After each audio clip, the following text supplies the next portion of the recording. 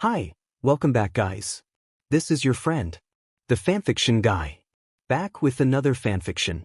This is the first part of What if female Deku had Grim Reaper quirk? Now before starting, please give this video a like and subscribe to the channel if you want more videos like this. Now let's get into the fanfic. Name Izumi Midoriya, missing. Gender female. Age 15. Quirk QUIRKLESS. Hair color green. Eye color green. Description: a young girl with dreams of becoming a hero despite being quirkless. She possesses an incredible mind capable of observing and analyzing everything around her.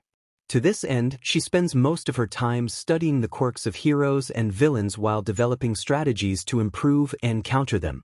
After graduating from middle school, she was reported missing when a friend of her deceased mother entered her apartment to check on her well-being but found nothing.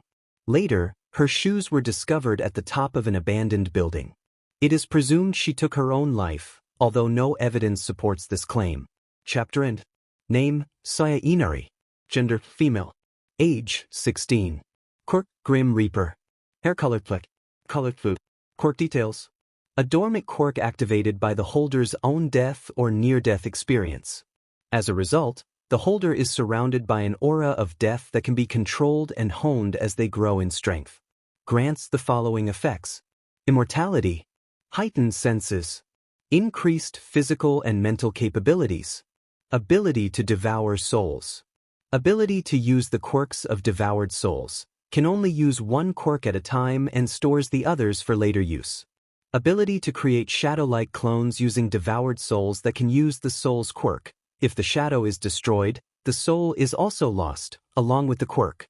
Description: a young girl whose quiet and icy demeanor often pushes others away. She was found by Shota Aizawa during a patrol and was quickly adopted into his family. Although she is young, she operates as a hero with a provisional license under the supervision of Principal Nizu of UA and Eraserhead. Despite her dark appearance, she has a fondness for bright and cute things, especially rabbits. Chapter end.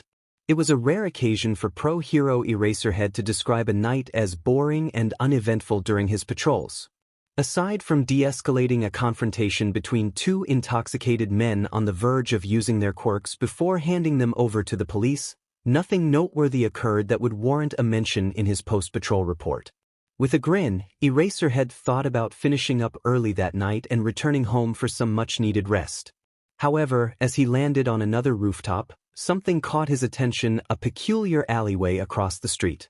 The alley appeared darker than the surrounding areas, almost as if it had been consumed by shadow. Despite the street lamp illuminating the nearby sidewalk, the alley remained shrouded in an unnatural gloom.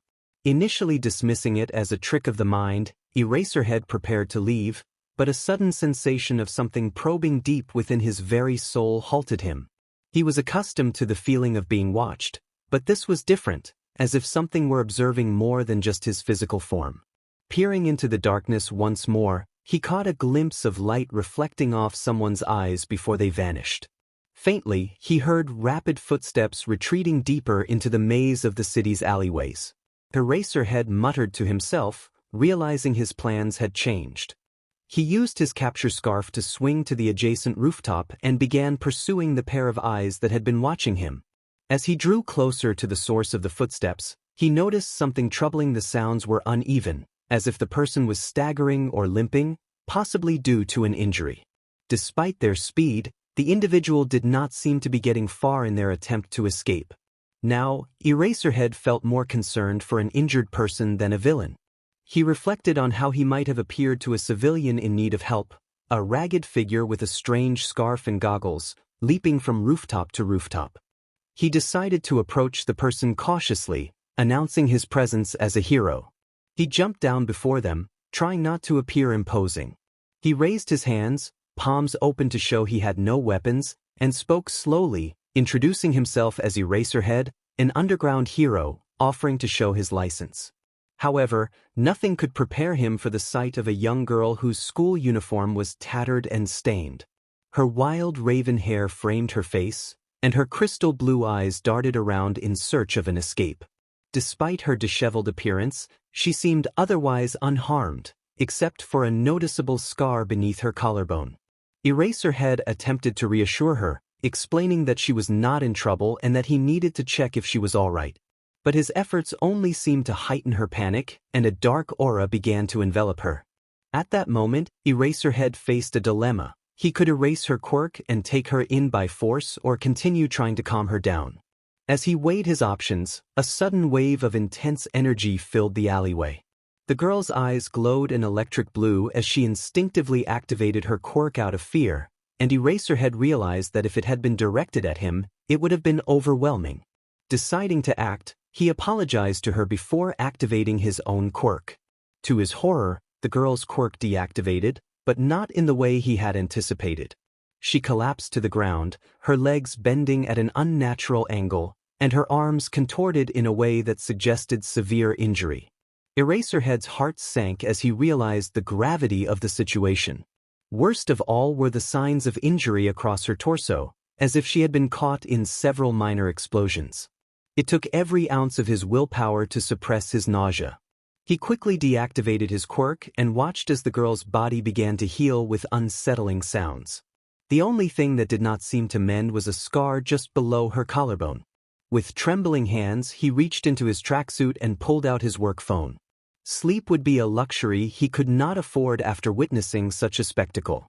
It was quite concerning for Hisashi Yamada to receive a call in the middle of the night from Principal Nizu, urging him to come to UA as quickly as possible with his son, Shinso Hitoshi. He frantically inquired about his husband, Shota Aizawa, and was reassured that he was all right but had been involved in an incident that required the presence of the UA teachers and the Aizawa household. Upon arriving at the infirmary, the father-son duo was met with the sight of most of the teachers, Recovery Girl, Nizu, and a visibly shaken Aizawa sitting outside a closed curtain with grim expressions. Yamada had only seen that same dark expression once before on his husband's face, the despair of someone on the verge of losing everything, the same expression Aizawa had worn when they learned of their mutual best friend's death during their time as students at UA. Just like that time, Aizawa silently pulled his husband and son into a tight embrace, as if fearing they might disappear if he let them go. Concerned, Shinso embraced Aizawa, sensing his father's tremors. Yamada returned the embrace before asking the question that weighed heavily on him, wondering what had happened. Namuri Kiyama, a fellow pro-hero and close family friend, gestured toward the door, indicating they should discuss the matter outside. Once Yamada managed to break free from Aizawa's grasp, he followed Namuri and Nizu outside to address the peculiar situation.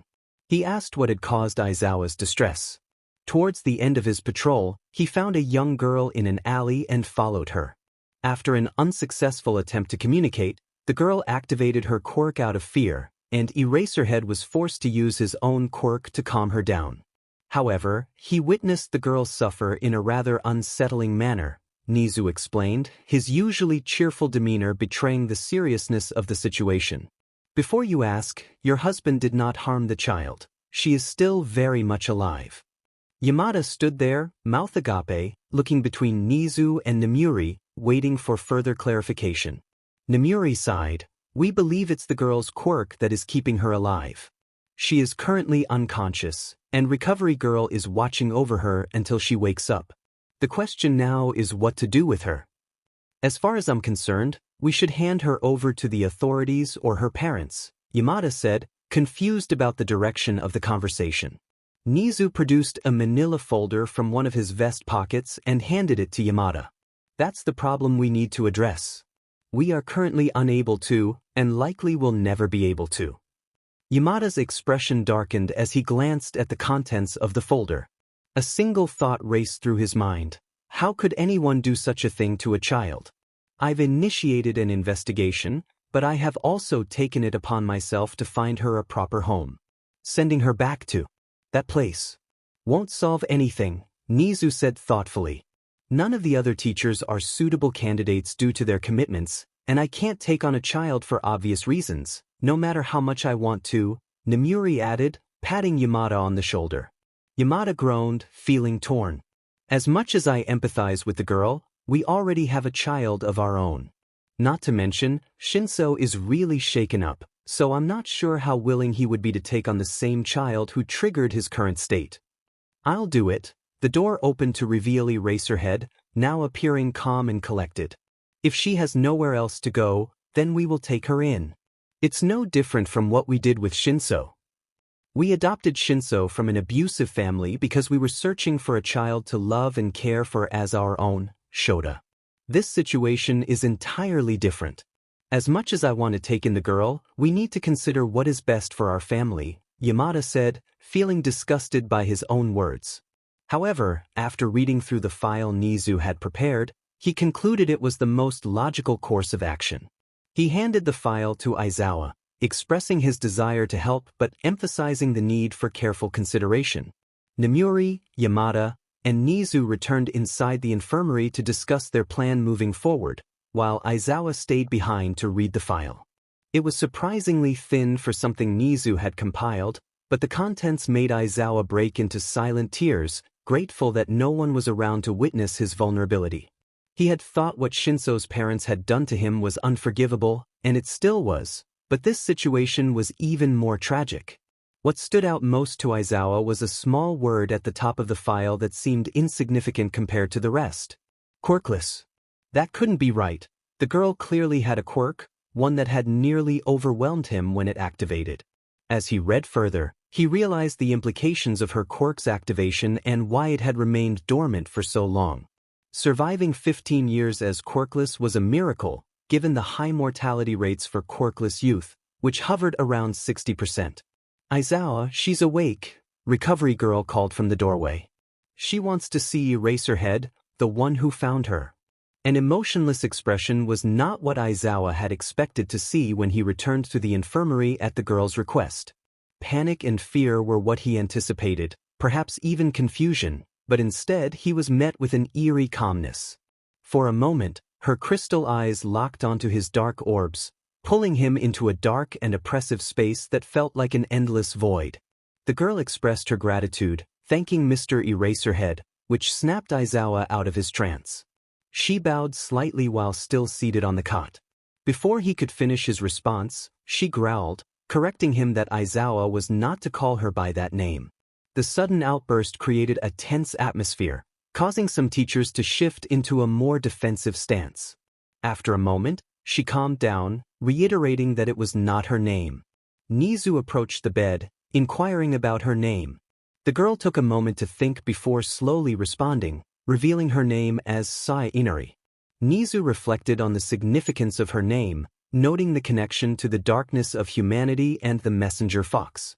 He acknowledged her name, admitting that he had been unable to find any information about her, thus assuming she was an orphan.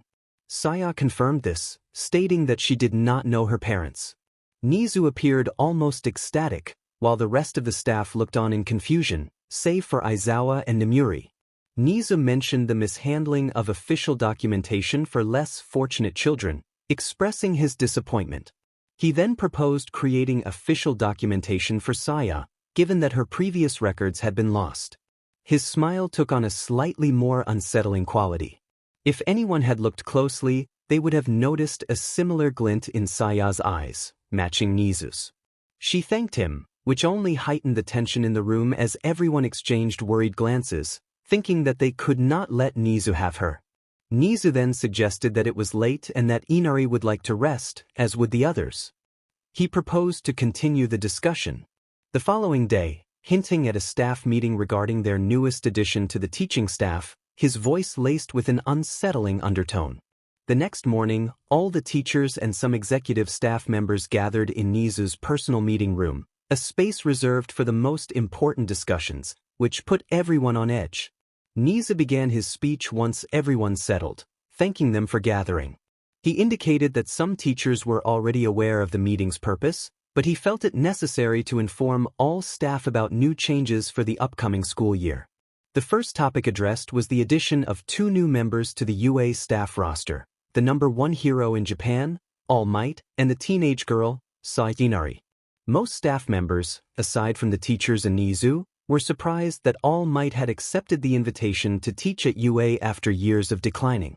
However, this was quickly overshadowed by the announcement of Saya, a girl no one had heard of before. Nizu acknowledged that there would be questions but first needed to address the situation with All Might and his position on the teaching staff. He revealed that All Might had recently become involved in a missing person case, and due to the nature of his involvement, it might affect his position. Nizu assured everyone that the matter would remain private.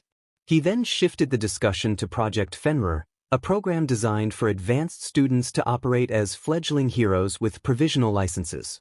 Unlike typical internships, those involved in Project Fenrir would function as their own unit, akin to a hero agency, under Nizu's supervision. The project aimed to provide select students with experience in various aspects of hero work that were not fully covered by traditional work studies and internships. Nizu acknowledged the hesitation among his staff but emphasized the importance of adapting to the growing demands of the hero profession. He pointed out that while the number of heroes was increasing, the quality was declining, with many lacking essential skills. As the top hero school in Japan, it was their responsibility to raise the standard for the next generation of heroes. To that end, he expressed the need for a student to lead this project. Snipe, who had remained quiet throughout the meeting, questioned why they were considering Saya Inari for the staff instead of selecting her from the student body. Cementos echoed this sentiment, asking why they didn't have the big three spearhead the project instead. Nizu explained that due to the circumstances surrounding Saya Inari, it had been decided that UA would take a different approach. Nizu made a surprising announcement that left the room in stunned silence. He explained that UA could not officially take an award, but they would list the girl, Saya, as a member of their staff. This arrangement would provide her with shelter and benefits while they worked on finding her a caretaker. Until then, she would lead Project Fenrir, and afterward, she could decide whether to remain on staff. This also allowed Nizu to finally implement the dorm system. The staff sat in silence, unsure how to react to the unexpected news. Some felt worried or concerned, while others were excited or confused. Regardless, they understood that this decision was nearly set in stone. Shinso observed Saya as she scribbled in her notebook at incredible speed. It was amusing to see someone so engrossed in something he found rather ordinary. Earlier that day, his parents had dropped him off for an emergency staff meeting called by Nizu. From their hushed conversations, he sensed something significant was happening, but he was left in the dark, only knowing he should befriend Saya. Curiosity got the better of him, and he finally spoke up, asking what she was writing. Saya replied that she was working on hero and villain analyses, a hobby that helped her process information. She had been doing this since childhood but felt it was time to update her older notes. Since she couldn't leave, she decided to remake them while at UA. Shinso inquired if she wrote down details like their quirks and special moves.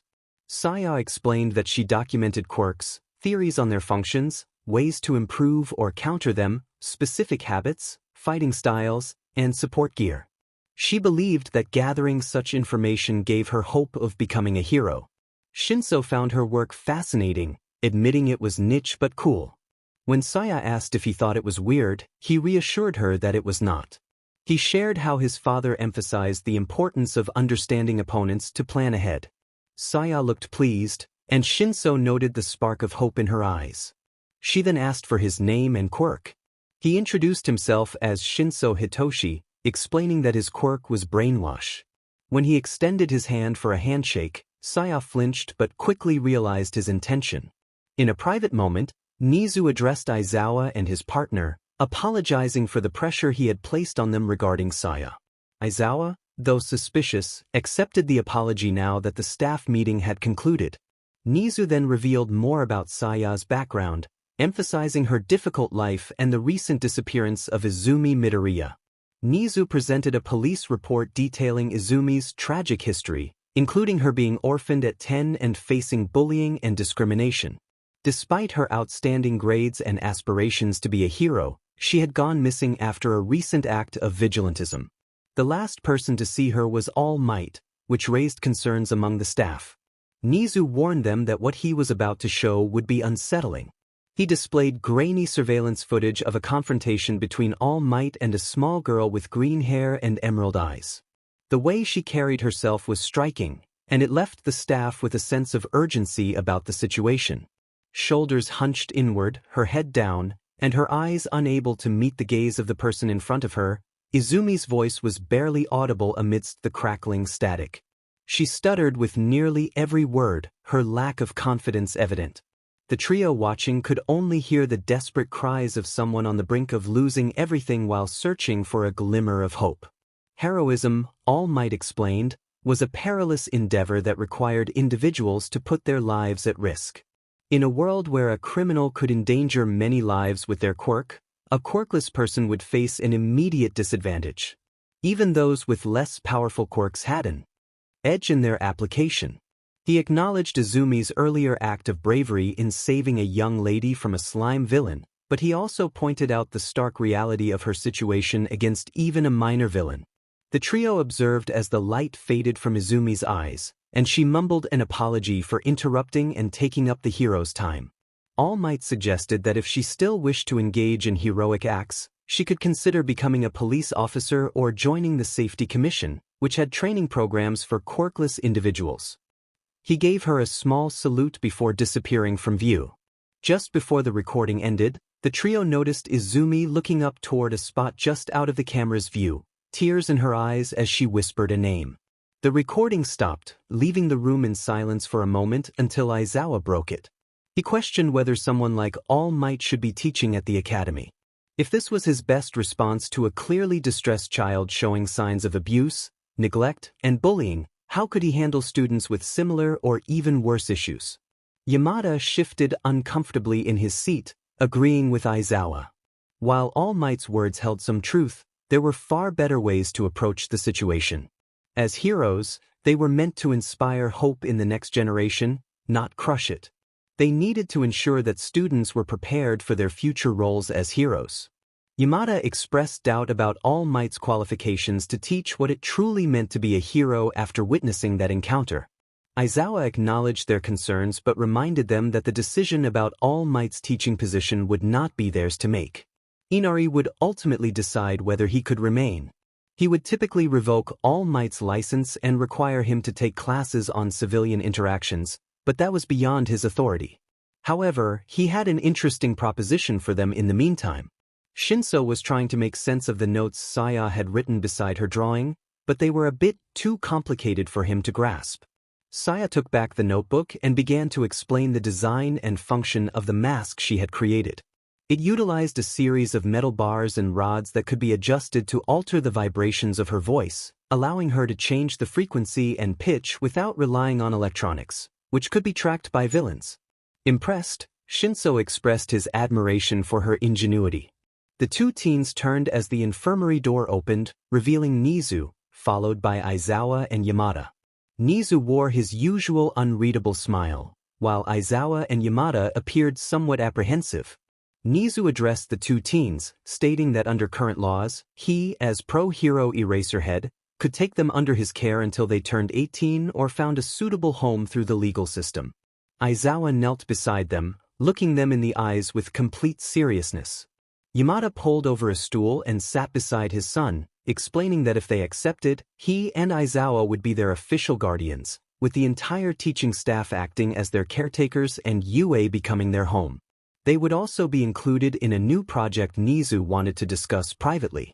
Saya remained expressionless, her nervous fidgeting with a mechanical pencil betraying her inner turmoil. Nizu stepped closer, asking her if she wanted to be a hero. Aizawa and Yamada exchanged shocked glances, but Nizu focused on Saya, watching her internal struggle as she wrestled with her feelings. The chimera smirked as he observed her decision unfold. More than anything, she wanted to be a hero. Later, as Yamada and the rest of his family settled into their car for the drive home, he asked Shinso about his time with the quiet girl. Shinso reflected for a moment before sharing that she had been very quiet at first. He initially thought she was ignoring him, but as he watched her write in her notebook, he realized she was simply focused. When he finally got her to open up, he sensed her sadness and loneliness. Even though she didn't express much emotion, her eyes revealed the depth of her feelings, as if she had locked everything away deep inside herself. The two parents turned to look at Shinso, who had never shown much interest in anyone before. He continued, noting that she was deeply into hero and villain analysis, and her skills were impressive, almost unnerving. Shinso shared the basics of his quirk earlier, and in response, she provided several recommendations to enhance it and address potential weaknesses. She also suggested some support gear he could utilize. He mused that her notes were likely as valuable as those his father showed him from work. The couple felt a wave of internal panic as they continued their conversation. Aizawa hesitated before broaching a sensitive topic with his son. He asked what Shinso thought about the idea of them taking her in as her guardians. Shinso replied thoughtfully, expressing his desire to help her in any way he could. Seeing her reminded him of when he was found by his parents, and he felt she was simply searching for someone who believed in her and would be there for her, just as he had needed. As they drove home in a comfortable silence, Nizu prepared a tea set from the infirmary room's cupboard, much to Recovery Girl's exasperation. He wanted to discuss a few important matters with Inari before she fully accepted their offer. The first was about her accommodation at UA. Now that she was there, he could finally implement a dormitory system. As a gesture of gratitude, she would have her own private dorm, although the Aizawa family would also share the same building. The second matter was regarding Project Fenrir, which he hoped she would lead during her time at UA and possibly beyond. Saya contemplated Nizu's brief explanation, recognizing the significance of the initiative. It aimed to create a group of advanced students who could operate as full-fledged heroes under UA supervision. She acknowledged the potential to set new standards in the hero profession but questioned why she was chosen for such a role, believing there were more suitable candidates among the current students. Nizu pointed to her notebook, filled with notes on Shinso and his quirk, and confidently asserted that she was more than ready to face any challenges that came her way. All she needed was training and experience. Saya felt a wave of doubt wash over her as she looked down at her hands, feeling the weight of being quirkless. She believed this put her at a significant disadvantage against any adversaries she might encounter. Nizu felt frustration for the people from her past who had brought her down. He reminded her that many heroes operated effectively without relying solely on their quirks. He cited Eraserhead as an example, whose quirk erased others but did not enhance his own abilities. Everything he accomplished, from combat to rescue, stemmed from his skill and strength. He also mentioned Ectoplasm, whose quirk allowed him to clone himself but whose true capabilities were honed through years of training. Nizu emphasized that even those with mutation-type quirks often had only slight advantages over quirkless individuals. Saya looked up, determination igniting in her eyes as she absorbed Nizu's words. She realized that while quirks were significant, they were not everything. After wishing for one for so long, she had lost sight of that truth. She expressed her gratitude to Nizu. Nizu smiled and reminded her that the entire UA staff would be her caretakers, referring to himself as Uncle Nizu. He reassured her that they were now her family. He playfully noted that the staff would not mind if she referred to them by their hero names, even if they hadn't revealed themselves as such. Saya was puzzled by Nizu's comment, pointing out that all heroes had their real names available in the Safety Commission's public database, except for Japan's #1 hero and America's Stars and Stripes due to government involvement. Nizu chuckled, explaining that most heroes forget that their private matters are not usually public when they register under an agency or establish their own. The public database exists to ensure people feel safe knowing that heroes are just individuals striving to do the right thing in a flawed world. As they wrapped up their conversation, Nizu mentioned there was one more important topic to discuss regarding a recently hired staff member. Due to the implementation of the dormitory system and the creation of Project Fenrir, the entrance exams for new students and the start of the new school year were postponed by 3 months. The construction of the dormitories and the process of obtaining parental permission required time, along with an inspection from the Safety Commission. During this PRD, Saya was officially adopted into the Aizawa household, and she and Shinso were frequently seen together around UA. It took some time, but Saya eventually met all the teaching staff, and both Namuri and Higuri Maijima took quite a liking to her after she affectionately called them auntie and uncle. Shinso, already familiar with the staff, was intrigued by their reactions to the new addition to the UA family. His favorite moment was when Uncle Ken, also known as Sekijiro Ken, nearly panicked during one of Saya's discussions about the weaknesses and counters to his quirk and fighting style. A close second was Uncle Rush, who, despite his typically quiet and cheerful demeanor, became a flustered mess after Saya simply thanked him for a meal. Although what made the situation more amusing was the fact that Saya innocently asked Shinso if Uncle Rush would autograph her notebook, which she had recovered from her old apartment after they left the cafeteria. However, the most significant development came from the Aizawa family and Saya herself. It took almost no time for Saya to settle into the Aizawa household since her only request was the return of her analysis notebooks from her old apartment. It secretly pained the couple to step into Saya's old room, finding it adorned with All Might merchandise and her signature green color from her hair and eyes. Now, her new room within the Aizawa household was relatively plain, aside from the numerous animal plushies covering her bed, with no hint of green to be found anywhere. Aizawa and Yamada discovered in a rather unusual way that Saya was no longer particularly fond of the color when they found her glaring at a piece of matcha mochi they had gotten for dessert at a restaurant one time. Unsurprisingly, it was Shinso and Saya who bonded the fastest out of everyone in the household. They recognized the similar pain within each other and came to respect one another for it. Before anyone knew it, the two were almost always together, either analyzing hero news or trying to entice one of Aizawa's many cats to show them affection.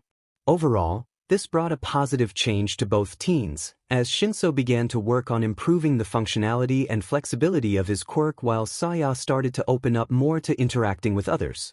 The most surprising development was how quickly Yamada and Saya grew closer. It began when Yamada caught Saya silently singing along to one of his vintage records in her signature monotone voice while he was cleaning. Although their singing might not have been the most melodious, Yamada enjoyed having a little listener who could sing along with him and shared a similar taste in music. Their bond deepened when Yamada found a picture of his mother, whom he had lost as a child, and Saya, who also shared the sorrow of losing someone important, was there to comfort him. What was most shocking was the way Aizawa and Saya bonded, a connection they both swore to keep secret even in the face of adversity. To everyone else, it seemed as though the two grew closer as Saya became interested in the various aspects of hero work due to her role as the effective leader of Project Fenrir. While she wasn't allowed to accompany Aizawa on patrols, she often lingered nearby as he worked through copious amounts of paperwork and documentation, analyzing databases for information on criminals and villains. She and sometimes Shinso were tasked with drawing up reports on locations, criminals, villains, and various heroes. Then, during dinner one night, Saya referred to Yamada as Papa, Aizawa as Dad, and Shinso as Aniki, sealing their familial bond. Yamada was ecstatic, while Aizawa hid a smile beneath his home scarf. Shinso embraced his new sister, which she returned after initially freezing in surprise. The most noticeable change came from Saya herself. No longer was she the meek girl who tried to remain invisible. She walked with confidence and looked straight ahead. She actively engaged with others instead of being dragged into conversations. Although she remained quiet by nature, her expressionless face often made her seem distant, yet her eyes were as expressive as ever. She was still coming to terms with her new appearance and the development of her dormant quirk at a significant cost, but slowly she was regaining something she never knew she had lost. For the warmth and love she received, she would be eternally grateful to the Aizawa family and the UA staff, even if she struggled to express the joy she felt just from being around them. With Nizu and Aizawa's assistance, Saya began to explore her quirk, despite her initial fears. After 3 months had passed, Nizu received a delightful surprise from Saya in the form of a single question: how she could become strong enough to be a hero. Once the staff heard Nizu's joyous laughter echo throughout the school's halls, they knew something significant was about to happen, and they dreaded what was to come. Nizu handed the two teens each a portfolio for their training regimen over the next 10 months since Saya had requested Shinso as the first member of Fenrir. He confirmed with Saya if she was all right with being taught by him as part of her training. Saya tightened her grip on the paper for a moment, acknowledging that as much as she wanted to decline, Shinso was number one for a reason. His strength, skill, knowledge, experience, and presence were essential for her growth, especially if they wanted other students to do the same. Nizu gently reminded Saya that his offer still stood, along with the one involving Katsumi, as he sipped his tea. The teens excused themselves after discussing the finer details of what was to come in the following months. Hitoshi and Saya would both train with Nizu and Aizawa to improve their control over their quirks. Saya required extra training with Nizu due to the dangerous nature of her quirk and her lack of control since she had just discovered it. Afterwards, the two teens moved on to work with Aizawa, ectoplasm, snipe, and can on basic combat maneuvers, including hand-to-hand techniques and how to handle various weapons. Hitoshi asked Aizawa to teach him how to use a capture scarf, while Saya had something special in mind that she had been designing along with her hero costume, though she remained tight-lipped about it. Following that, they attended a class with Namuri and Yamada, focusing on the less discussed aspects of hero work, such as civilian interaction, interviews, requests, raids, and paperwork. The final part of their training included 13, who covered search, rescue, and disaster recovery with the two teens at the USJ. With 2 months to spare before the entrance exam, Saya and Hitoshi prepared for the provisional license exam. If they succeeded, Nizu would officially activate Project Fenrir, with Saya leading and Hitoshi as its first member. Shinso sighed as he looked through the contents of his portfolio while they ate in the cafeteria with some staff members on break. He remarked that even with the entrance exams 10 months away, it seemed like they would not get a break at all. Saya set aside her tray of katsudon and pulled out a notebook and pen. She explained that they had agreed to join Project Fenrir and needed to stay ahead of the game to be worthy of it. They were expected to be students on par with solo heroes and agency sidekicks, so a stricter training schedule made sense. She doubted they would come close to the big three their father had told them about, who were originally meant to spearhead Fenrir. Shinso acknowledged her point, noting that this training would also serve as preparation for the entrance exams. He tried to sneak a peek at what Saya was sketching, but she quickly closed the notebook, revealing only a figure in white with a black hooded cape. When he looked up, he found Saya glaring at him with her usual deadpan expression. He pleaded to see her hero costume and support gear, reminding her that he had already shown her his. Saya pointed out that his costume was merely a purple tracksuit he had taken from their father because he was too lazy to design his own. The only difference was the mask and the special capture scarf she had designed, which elicited chuckles from nearby staff members. Embarrassed, Shinso grabbed both lunch trays and went to dispose of their trash. Recovery Girl approached Saya with a smile, commenting on how nice it was to see her and Shinso getting along so well.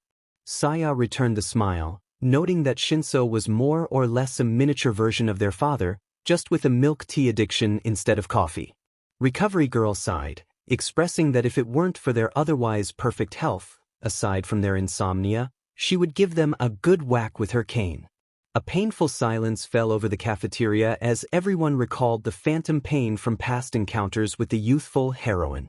Saya herself had not been exempt, having once walked into her office with her left arm barely attached after testing the regeneration speed granted by her quirk's immortality aspect. She had learned 2 important lessons that day: regeneration only occurred if she died, and Recovery Girl's cane hurt more than being hit by one of Nizu's 0-point robots. Shinso returned from the cafeteria's kitchen, noticing a somber atmosphere had settled over everyone. He asked if he had missed something, and Recovery Girl reassured him that everything was fine and that they could pick up their father's eye drops anytime. As she went to get her food, the mood lightened as conversations resumed. Shinso attempted to lift Saya's spirits, asking if she was ready to start training the next day. She confidently stated that she would catch up with him and their father in no time. The older teen smirked at his sister's challenge, playfully urging her not to let him down. A girl with wheat-colored skin and long white hair, adorned with rabbit ears, dashed through the crowd as quickly as she could. She cursed under her breath, urging herself to be on time as she weaved through the sea of people. Suddenly, she collided with a boy who had ash-blonde hair and a glare that seemed to threaten anyone in its path. He forcefully bumped into her shoulder, causing her to stumble back with a small yelp, but he continued on without a glance back. The rabbit-eared girl quickly regained her footing and confronted the ash-blonde girl, grabbing her shoulder and expressing her frustration over the incident. The ash-blonde girl retorted that she was the next #1 hero and demanded respect. Their crimson eyes locked in a fierce glare before a man resembling a skeleton in a skin-colored bodysuit intervened, pulling the ash-blonde girl back a few steps. He calmly explained that it was merely an accident and apologized on behalf of his student. Was still learning to control her temper. The ash-blonde girl grumbled in response, insisting she didn't need control and that extras should simply stay out of her way as she stomped off, the skeleton man following closely behind. Before the rabbit-eared girl could respond, she felt a vibration in her pocket and pulled out her phone with a sigh. A single text appeared on the screen, "Ryu, Rumi, are you here yet?" It was almost time for the store to close. The white-haired girl glanced at her screen, noting the time was 14. Pushing aside the unpleasant encounter with the aggressive girl and the mysterious skeleton man, she quickly pocketed her phone and hurried off once more. However, when she arrived, she was greeted by the sight of a girl with short blonde hair and piercing golden eyes leaning against the shop's door, looking bored. Rumi felt a rush of urgency as she skidded to a stop in front of her friend, Ryu. She nearly tripped and exclaimed internally about being late. Ryu sighed and patted Rumi on the shoulder, explaining that she had just missed the event but had managed to snag an extra pin for her. Ryu held up 2 small pins, one depicting a golden moon and the other a claw mark. She handed the moon pin to Rumi, who couldn't contain her excitement, her foot tapping eagerly against the ground. Rumi's joy erupted as she attached the pin to her jacket, proudly displaying it to the world. Ryu smiled and followed suit, but suddenly stumbled forward as the door swung open, revealing an expressionless girl and a sleep-deprived boy. Apologizing, the girl ushered her companion out of the shop. Ryu steadied herself and waved, assuring them it was all right and that she shouldn't have been leaning against the door. The sleep-deprived boy noticed the pins on the girls' jackets and remarked that they must be the ones who got the last 2. Rumi's gaze fell on the boy's collar, where a pin of a sword adorned with a yin and yang symbol was displayed. The black-haired girl beside him had a pin of a blue diamond with swirling white designs on her BRST pocket. Rumi realized they were the ones who had reserved the Yomu and Yuko pins. The black-haired girl met Rumi's crimson eyes and commented on the cute coincidence of a rabbit for a rabbit. Rumi was taken aback, her cheeks warming at the unexpected compliment. The purple-haired boy, clearly surprised, began to speak, but the black-haired girl interrupted, warning him not to say anything or she would tell their father about his collection. Ryu watched the exchange in shock, noting how Rumi was frozen in place. It was unusual for Rumi to react this way, especially since she usually didn't take compliments well. Ryu recalled the incident with a boy from their middle school who had ended up in the hospital after teasing Rumi. But as Ryu looked at the black-haired girl again, she understood why Rumi was acting strangely. Saya looked like a life-size handcrafted porcelain doll, with flawless pale skin and crystal blue eyes that seemed to draw in anyone who gazed too long. Her long raven hair fell perfectly straight, and her expression was icy and emotionless. Standing at least a head shorter than Rumi, she exuded an air of elegance. Shinso, the purple-haired teen, had a rugged appearance with unruly hair tied back in a messy ponytail. He wore a wry smile, but his soft, kind eyes contrasted with his hawk-like glare. Rumi introduced herself shyly, bending down to Saya's height and expressing her excitement about meeting another fan. Saya inquired about Rumi's favorite series, and Ryu's bewilderment grew as she watched her friend transform from her usual confident self into someone resembling a fangirl meeting an idol for the first time. Shinso, also bewildered, stepped closer to Ryu and introduced himself as Saya's brother, noting that this behavior was unusual for Rumi.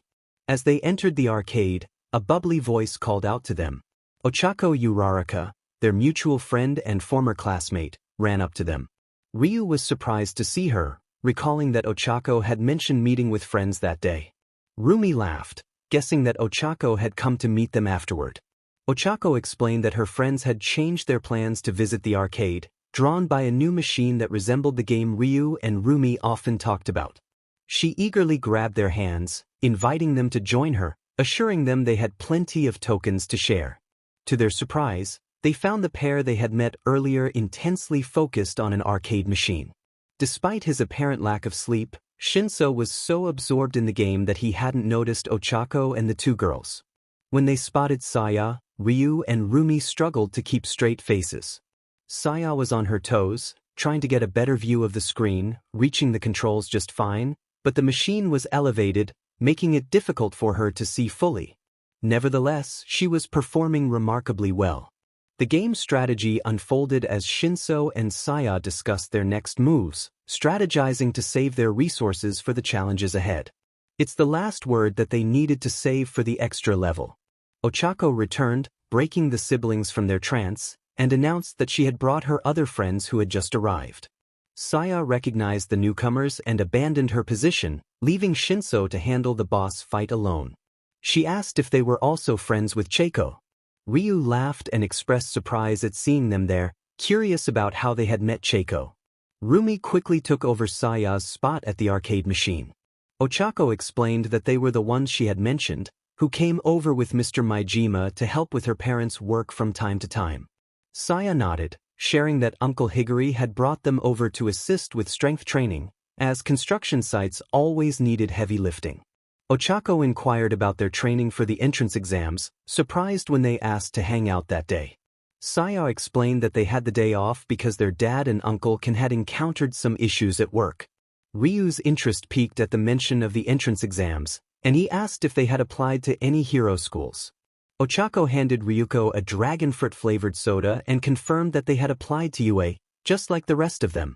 Rumi, pulling Shinso over, noted that they were all aiming for the hero course.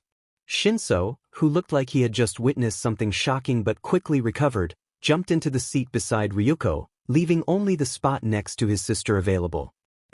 Declared confidently that they were going to ace the entire entrance exam. Rumi, nervously nibbling on a carrot tempura, claimed that she doubted anyone would beat her in the practical portion, which earned a few chuckles from Ryuko and Shinso, while Saya and Ochako remained oblivious to the banter.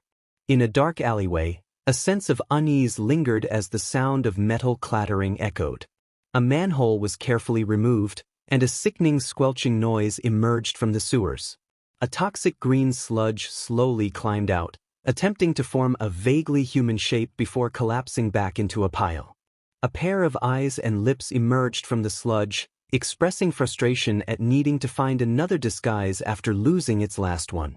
As the sludge hid in the shadows, it observed a group of teens passing by the alleyway, engaged in a light-hearted argument about a game. Among them, a small girl with dark hair caught the sludge's attention, radiating an unsettling aura. Ignoring its instincts, the sludge stealthily advanced toward the group, feeling that today was its lucky day. Saya paused, sensing something amiss, but found nothing unusual in her surroundings. She felt a surge of malice directed at them, which vanished the moment she began to look around. Shinso, noticing the change in atmosphere, signaled for the group to stop and quiet down before approaching his sister. Ryu, puzzled, asked what was wrong, and Rumi and Ochako turned to them as well. Saya placed a finger to her lips, urging them to keep their guard up.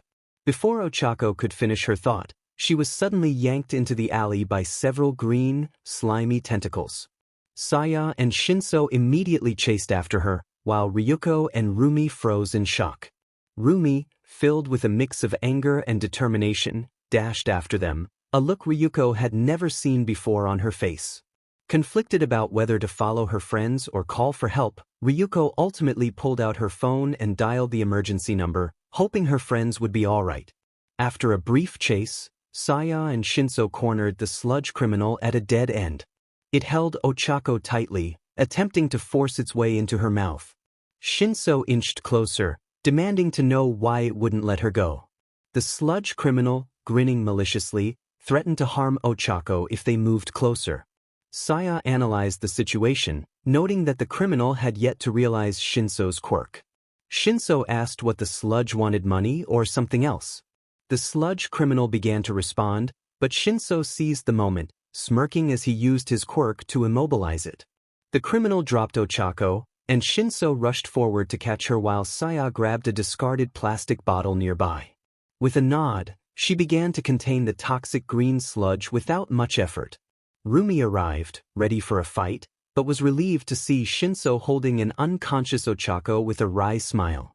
She let out a sigh of relief, returning a shaky smile to him. Moments later, Ryuko arrived with several police officers and a pro-hero, Death Arms, whom Saya recognized immediately. She approached him and handed over the bottle, along with her provisional license and a card that read, Fenrir Agency, and then walked over to Rumi and grabbed her hand. Rumi looked at the black-haired girl and realized that she was shaking, and Saya's warmth helped to comfort her somewhat.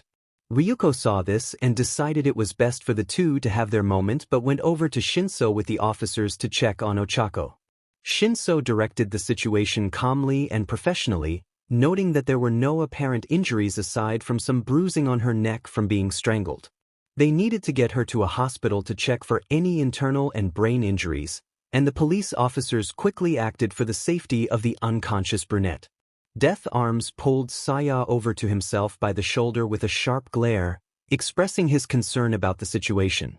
He was unsure how she managed to fake one of the licenses, and between what he assumed was illegal quirk use and this, he was going to have to ask all of them to come with him.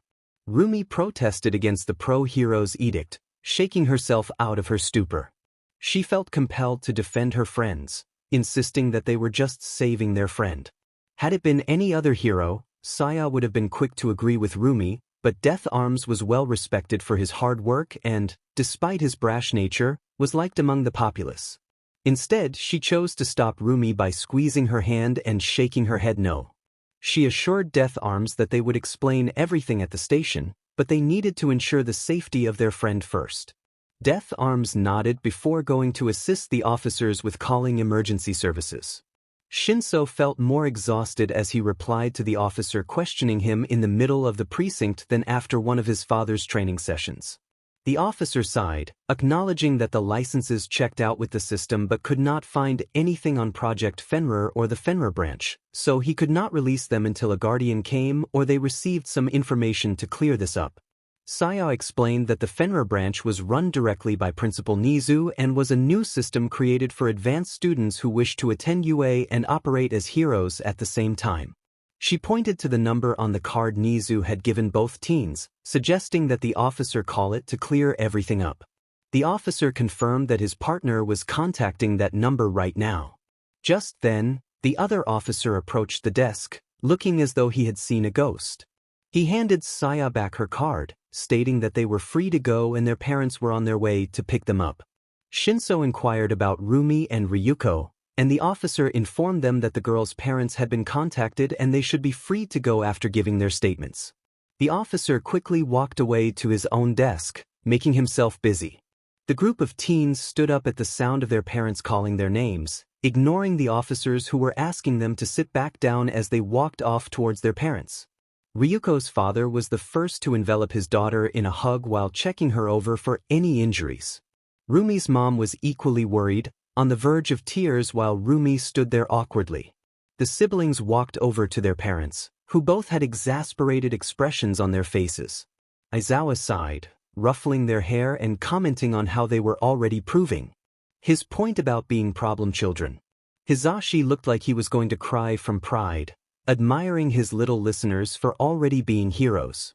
Saya puffed out her chest while smoothing her hair, explaining that they did what they could to minimize the risk and save Ochako as fast as possible without unnecessary injury while still apprehending the criminal in a way that didn't cause any damage to their surroundings. Shinso smirked, noting that his sister's plan was impeccable as usual. Rumi's mother approached to express her gratitude for keeping her daughter and her friends safe, bowing deeply towards the Aizawa family. Ryuko's father quickly joined in, and the adults began exchanging pleasantries. Rumi and Ryuko moved over to where the siblings had stepped off to the side, their conflicted looks not going unnoticed by Saya and Shinso. Rumi thanked them for saving Ochako, expressing her uncertainty about what would have happened if they hadn't been there. Ryuko also offered her thanks before lowering her voice to a whisper, asking about the situation with Death Arms and the officers, who had questioned them about having fake licenses. Shinso assured them that they did not have fake hero licenses but instead had their provisional licenses, which earned him a swift kick from his sister. Saya sighed, reminding them that they were not supposed to be showing them around without permission. Rumi and Ryuko stared wide-eyed at the siblings, realizing the significance of having provisional licenses. Those were typically held by second-year Hero Corps students who had undergone extensive training before obtaining them. The sight of 2 middle school graduates walking around with them was unheard of. Shinso explained that due to certain circumstances, they were allowed to receive their provisional licenses early. However, it didn't mean they could just go around doing hero work or risk getting them revoked. Saya clarified that it made more sense, and Ryuko decided it was best to leave the matter there, sensing it was a sensitive topic based on Saya's reaction. Rumi gestured for Saya to follow her off to the side, asking how she managed to move during the crisis.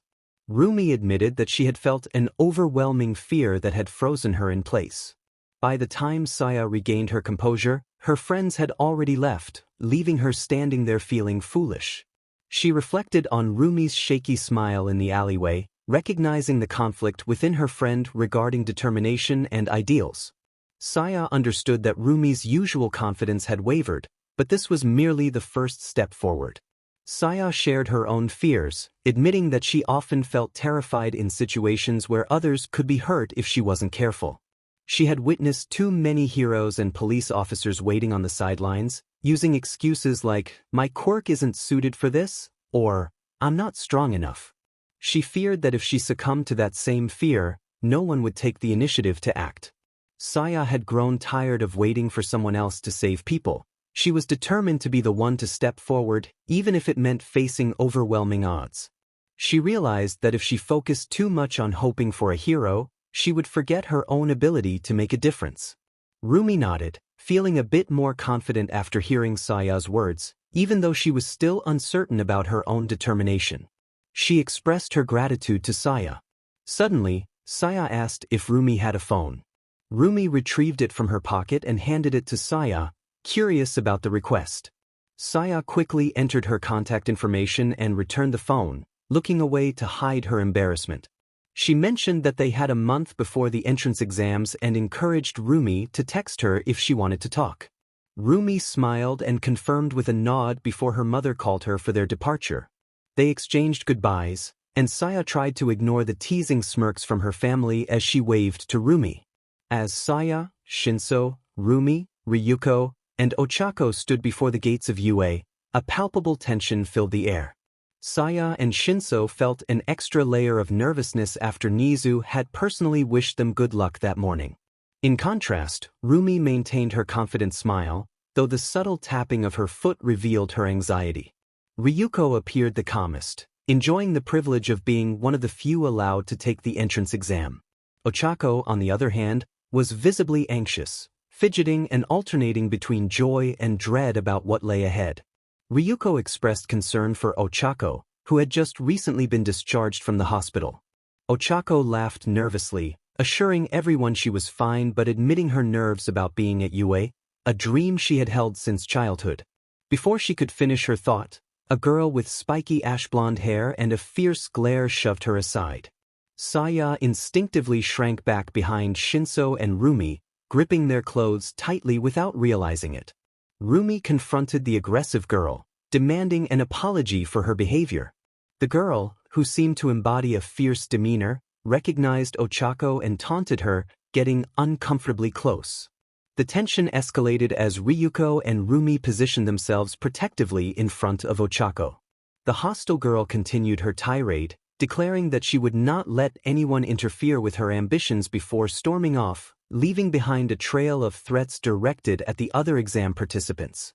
Ryuko was momentarily stunned by the encounter and checked on her friends. Rumi expressed her frustration, vowing to confront the girl if they crossed paths again. Ochako, determined to remain positive, insisted that they couldn't let one negative incident ruin their day. They were there to take the entrance exam, and they were going to succeed.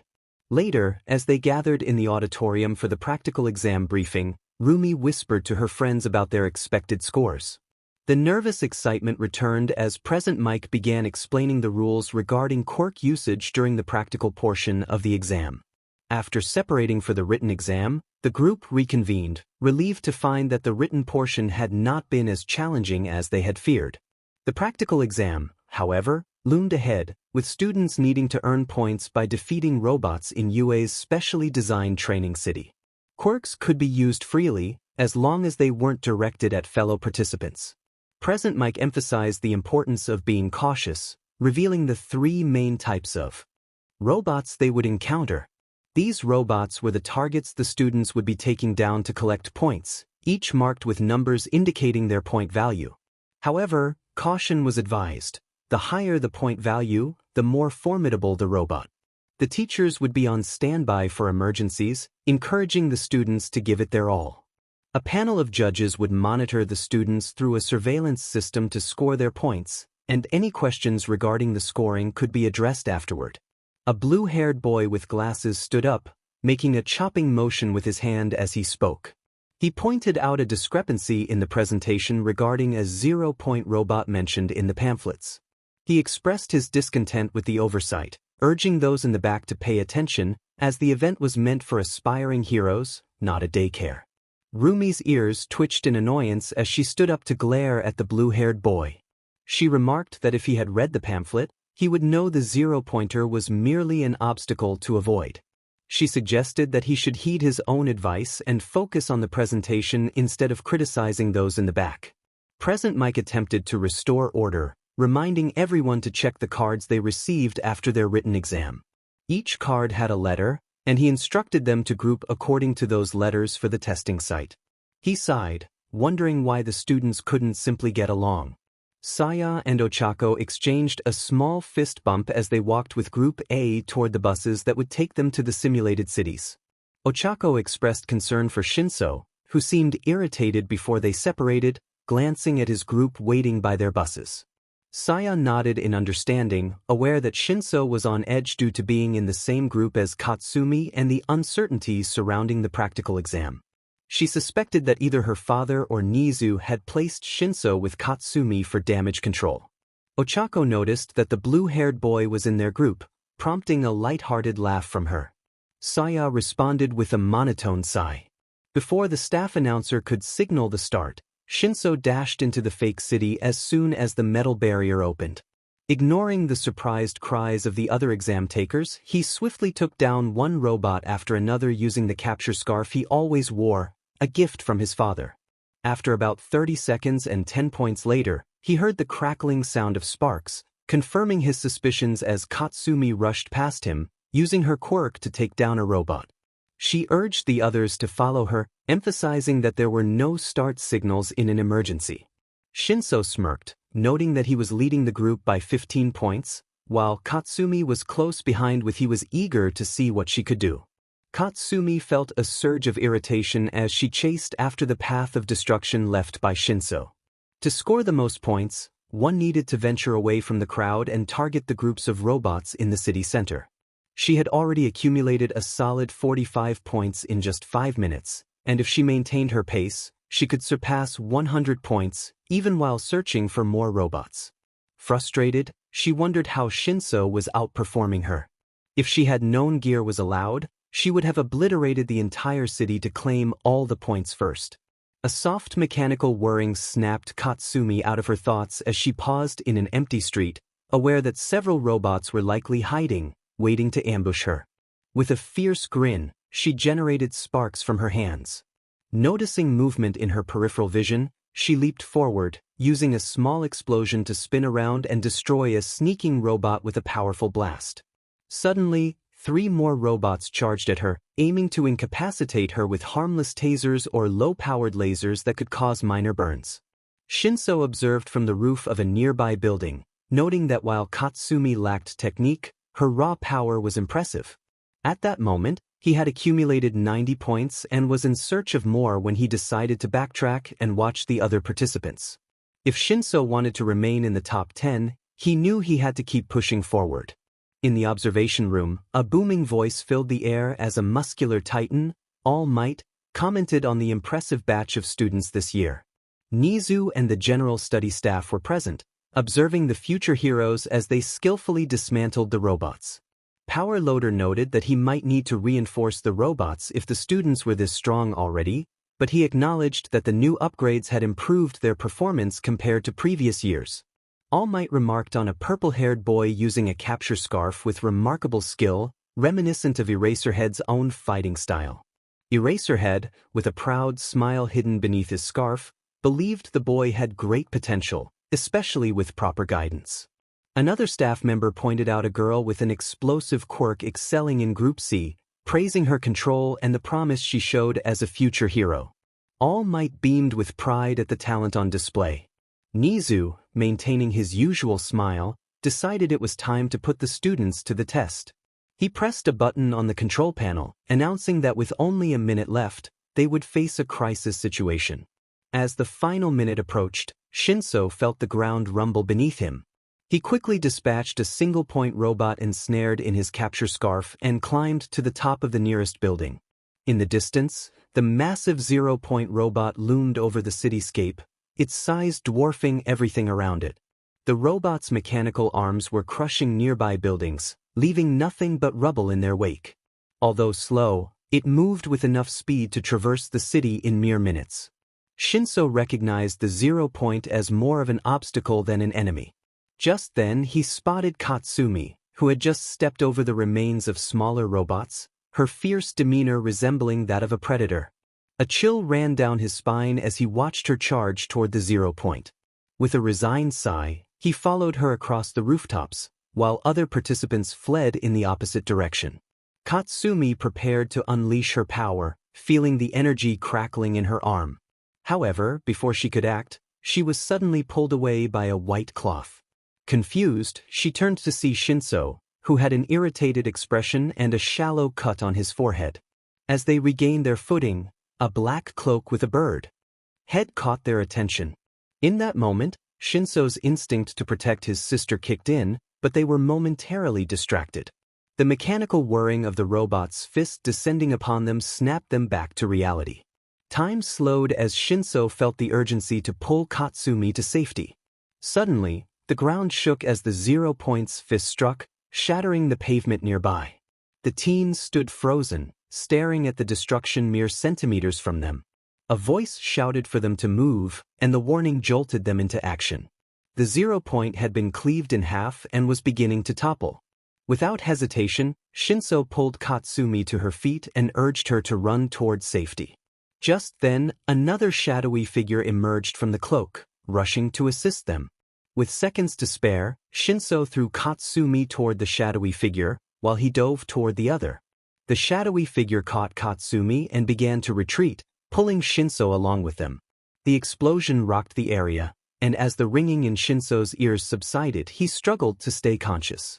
Darkness crept into his vision, and he muttered a resigned thought about the consequences they would face at home before losing consciousness. Meanwhile, Rumi was busy tearing apart a robot, pulling out wires and cables. She winced as her open cuts stung from the effort.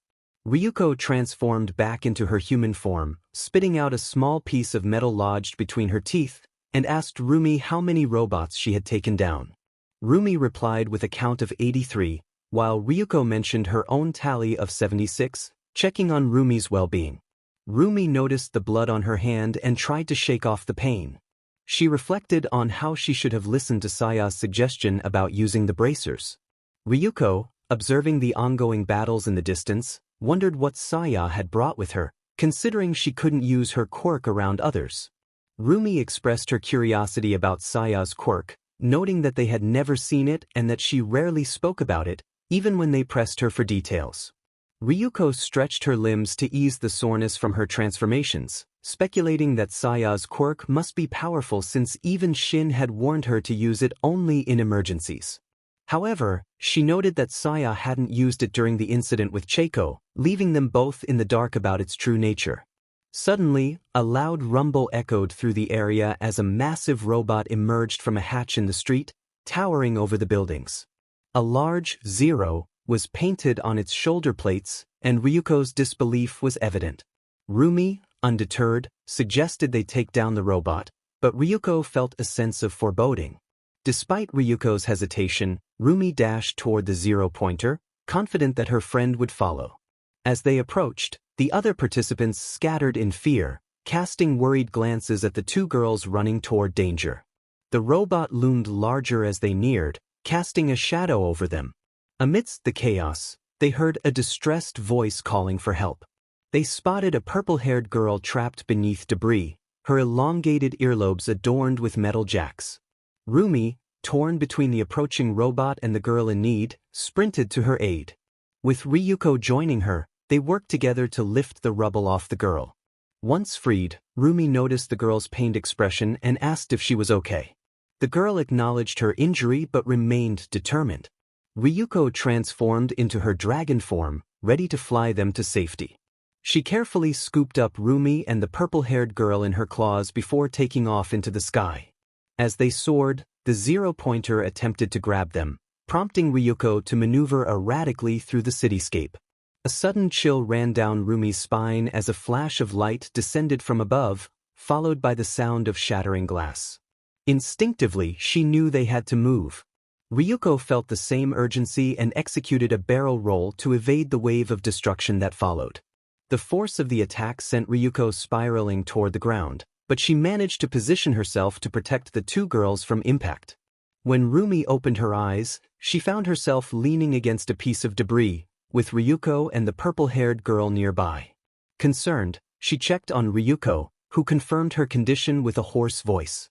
Rumi looked up to see the sky partially revealed through the wreckage, the remnants of the robot and collapsed buildings forming an unusual halo around their view. The situation was indeed overwhelming. Present Mike had arrived as the proctor for the exam and was going over a few reminders before beginning.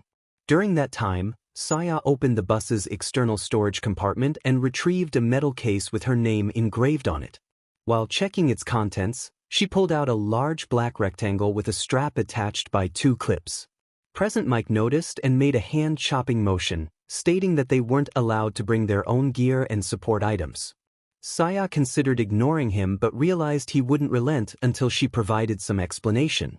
She explained that when filling out the UA application and waiver, an additional document was included to request the use of gear or support items provided by UA for the practical exam. Present Mike insisted that it was unbecoming of someone in the hero course and suggested she turn it in before they began. Saya countered by stating that many heroes relied on gear or support items, some even needing them to effectively perform their duties.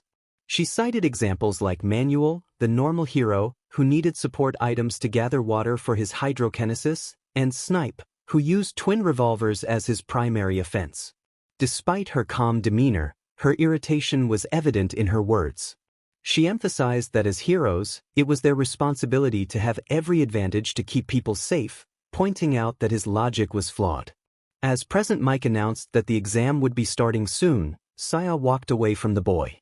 Ochako, trying to shake off her nervousness, asked about the items Saya had permission to bring. Saya offered a small pat on the back as encouragement, explaining that it was her training gear since she wasn't allowed to use her quirk around others. She advised Ochako to rush in as fast as she could once the gates opened. Ochako questioned whether they should wait for Present Mike's signal, but Saya explained that this was UA, and the entrance exams were designed to assess the kind of heroes they aspired to be. In a city overrun by villains, there were no signals to start. Before Ochako could respond, Saya grabbed her and practically dragged her into the fake city, leaving the other participants with bewildered expressions. Present Mike shouted for the rest of Group A to follow Saya, reminding them that there were no start signs in a real emergency.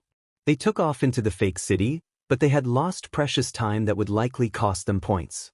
As the blue-haired teen ran through the doors, he grimaced upon seeing the small girl he had reprimanded moments before standing amidst a few destroyed robots. They locked eyes for a brief moment. She dashed further into the city, continuing her hunt. Ochako sighed, hoping she wouldn't get in trouble for her actions as she released her hold on another batch of robots that crashed to the ground and ceased movement. She felt conflicted about her position in the exam, knowing she was ahead of many other participants. Saya had pulled her into the fray, leaving her amidst a group of robots, much to the brunette's dismay. Even worse, Ochako had lost sight of Saya in the moments it took to defeat the initial horde of robots. Pushing those worries aside, she refocused and began searching for more robots. Among the participants in Group A, several stood out. There was a seemingly floating set of clothes using the robots to destroy themselves, a boy shooting tape from his elbows and setting traps to gain points, a pink-skinned girl melting approaching robots with gray acid from her palms, and the blue-haired boy with pipes protruding from his legs, using his speed to take down enemies. Ochako was also among the top participants, effortlessly taking out groups of foes. Saya tucked away her notebook labeled Observations, which somehow fit into her pocket. Her father often joked that both she and Nizu had a second quirk that allowed them to pull out and store items from a hidden pocket dimension. She had already met the requirements for entering the hero course, having accumulated a minimum of 60 points, and was currently noting those who had passed. Saya speculated on which students would be placed in her father's or Uncle Kan's class as she observed from the highest rooftop in the city. Aizawa preferred those who showed the most potential to grow and stand out, while Kan favored students with a fighting spirit or a determination to grow stronger for the sake of others. Suddenly, a rumbling sound filled the fake city as the ground shook, signaling the remaining robots' retreat to their underground maintenance areas for the final minute of the test. Behind Saya, a shadow began to eclipse the afternoon sun as the 0-point robot initiated its rampage. If she could express emotions, her face would have shown disbelief and mild frustration. Instead of the usual military green 0-point robot she was accustomed to, this one was a vibrant red with large X's on its shoulder plates. In the observation room, the staff and many heroes turned to Nizu with bewildered and questioning expressions. Nizu smiled back, as if the robot he had just released was part of the normal selection of 0-pointers, equipped with safety features to prevent any accidental harm to students. However, this robot was a failed creation of the Safety Commission, designed to combat national-level threats, comparable to one of the top 10 heroes in terms of raw strength. Those were only children, and it took Endeavor and Hawks working together to even scratch one of these robots during its test run. All Might shot up at the sight of the machine, familiar with its power since he had helped design it. Nizu laughed, assuring everyone, especially All Might and Midnight, that there was no need to panic. He introduced the newest member of the UA staff, who would be in charge of Project Fenrir under the supervision of Eraserhead and himself. Midnight expressed her concerns, worried about the safety of the other exam takers despite her confidence in her niece's abilities.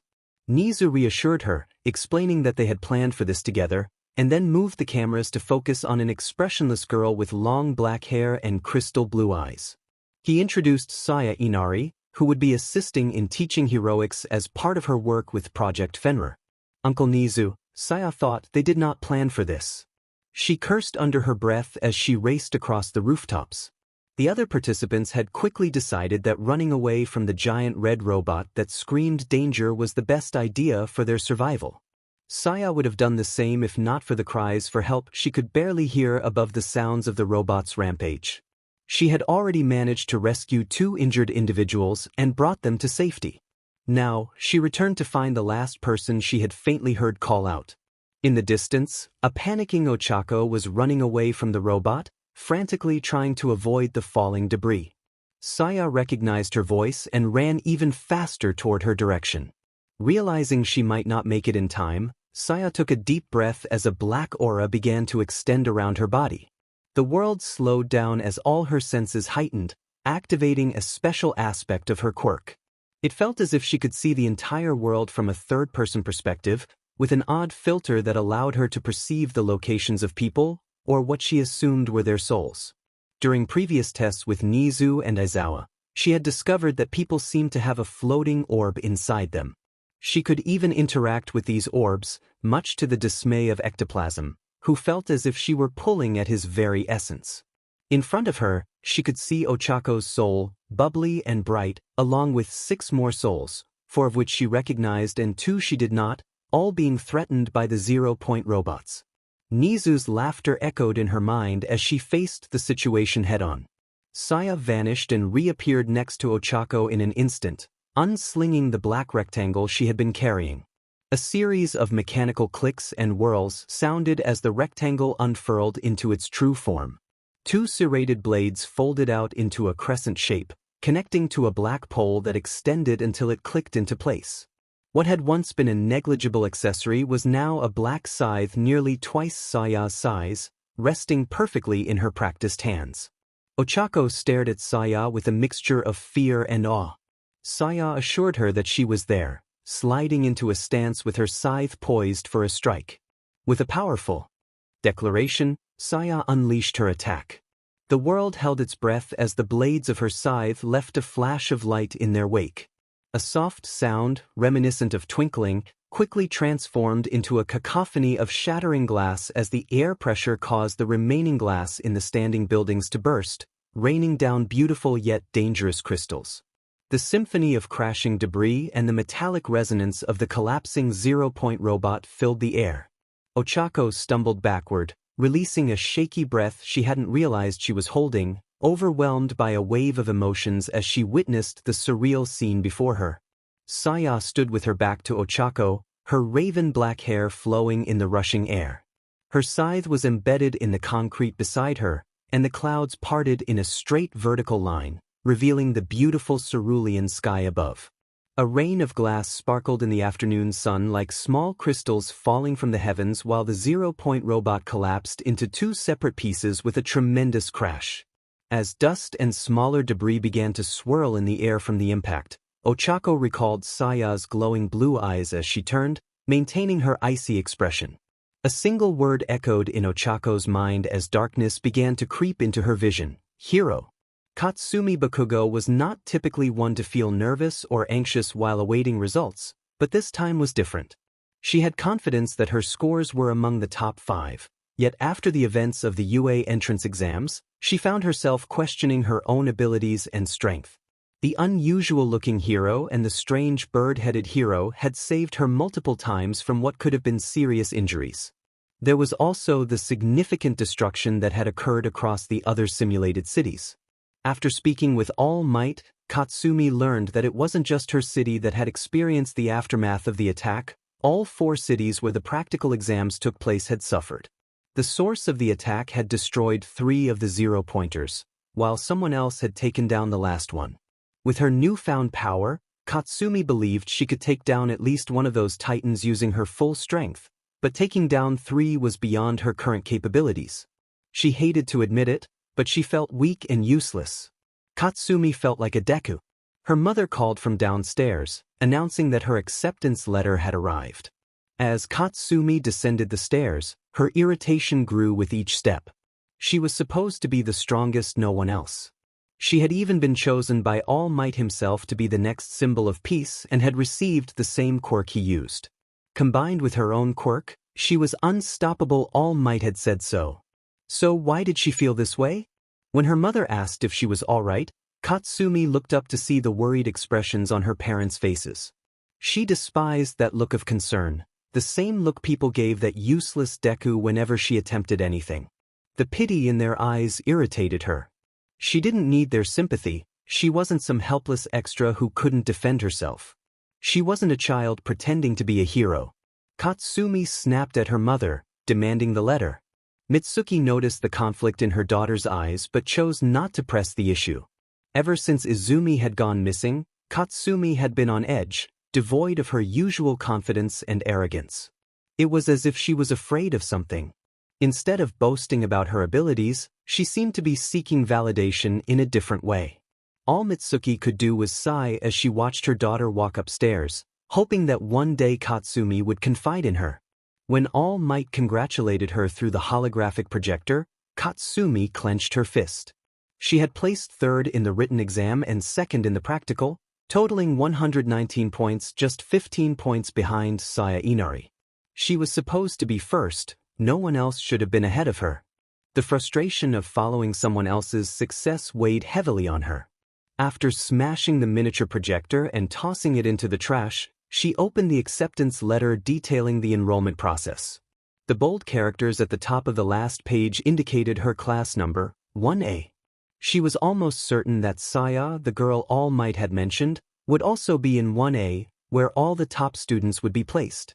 This was her chance to prove she was the best of the best, to show that memory that she didn't need help or pity. In her mind, she directed her anger at the image of a small girl with emerald eyes, reaching out from a small ditch, and at the memory of a weak girl with unruly green hair hiding tears. Only Katsumi knew the true target of her mental barrage. As Ochako stepped into the classroom of 1A, ready to embark on her journey to become a hero, she was met with an unexpected scene. Rumi was being restrained by Ryuko as she attempted to confront Katsumi, while a blue-haired boy was trying to intervene. The blue-haired boy, making an odd chopping motion, insisted that such behavior was unbecoming of UA students and demanded that they stop before things escalated. Katsumi growled at him, telling him to back off and mind his own business. The boy, shocked, introduced himself as Tenya Ida and insisted on being addressed with respect. Rumi, barely held back by Ryuko, shot back at Tenya, suggesting he find someone else to lecture. Ochako, feeling the tension, stepped in with a nervous smile, urging Rumi to avoid fighting on the first day. As the chaos continued, the class turned to see a rugged man in a black tracksuit standing at the podium, ready to restore order. He appeared as if he hadn't slept in ages, yet there was a wild edge to him. His glare resembled that of a predator surveying its territory, causing the students of Class 1A to instinctively fall silent. Those standing quickly found empty seats, settling down without a sound. This school was not a place for delinquents. It was UA, the top-ranked hero school in Japan and among the best in the world. The ragged man's tone left no room for argument, and the students could only nod in response. He continued, stating that normally he would expel them all, but he hadn't seen their potential yet, so they should consider themselves fortunate. Ida raised his hand and asked if the man was their homeroom teacher. The man confirmed, introducing himself as Shota Aizawa and instructing them to call him Mr. Aizawa. He noted Ida's strong morals but mentioned he could be a bit too stern. Next, a pink-skinned girl with small horns raised her hand, inquiring about the extra desks in the room. Aizawa sighed, expressing his disdain for wasting time and indicating they would find out after the entrance ceremony. He commented on Mina Ishido's energetic nature but noted her lack of focus. As Aizawa started to leave, he noticed his students were not following. He turned back, warning them that if they couldn't take a hint, he wouldn't hesitate to leave them behind next time. In the auditorium, which resembled a stadium, Ochako asked her friends, Ryu and Rumi, if they had seen Saya or Shinso that morning. The auditorium was so vast that even with all the students and staff, they barely filled a quarter of it. Ryuko shrugged, recalling that they had said they would come together. She then spotted Shinso and waved him over. Shinso arrived, apologizing for being late due to helping with the setup. Rumi asked about Saya, and Shinso smirked, explaining that while they had worked together, she had other tasks but would meet them back in class. Rumi felt her phone vibrate and discreetly checked it, hiding the screen. Ryuko and Ochako caught a glimpse of Saya's name accompanied by hearts, sharing a knowing smirk while ensuring Rumi didn't notice. As the entrance ceremony began, Rumi pondered the surprise mentioned in Saya's text. A small white bipedal creature in a suit, minus the blazer, walked onto the stage. With a scar across his face and the stature of a small child, he gracefully adjusted the microphone. He introduced himself as Nizu, the principal of UA High School, expressing hope that the students would learn about their futures and the world they could shape. He announced the introduction of 2 new staff members, and Rumi's eyes lit up with excitement. The crowd erupted in cheers as Japan's #1 hero, All Might, appeared, followed by a sudden silence when they saw the second figure. Nizu introduced Saya Inari, a first-year student who would lead a new initiative for advanced students to learn in a hero agency-like environment.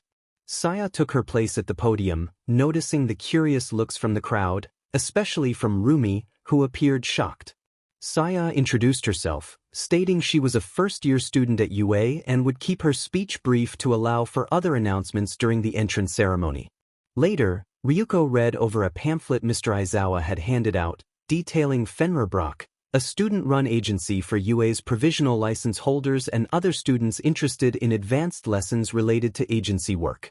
The classroom buzzed with students discussing amongst themselves, while some sat quietly. For some reason, the 2 largest groups were centered around an explosive blonde and a white-haired girl.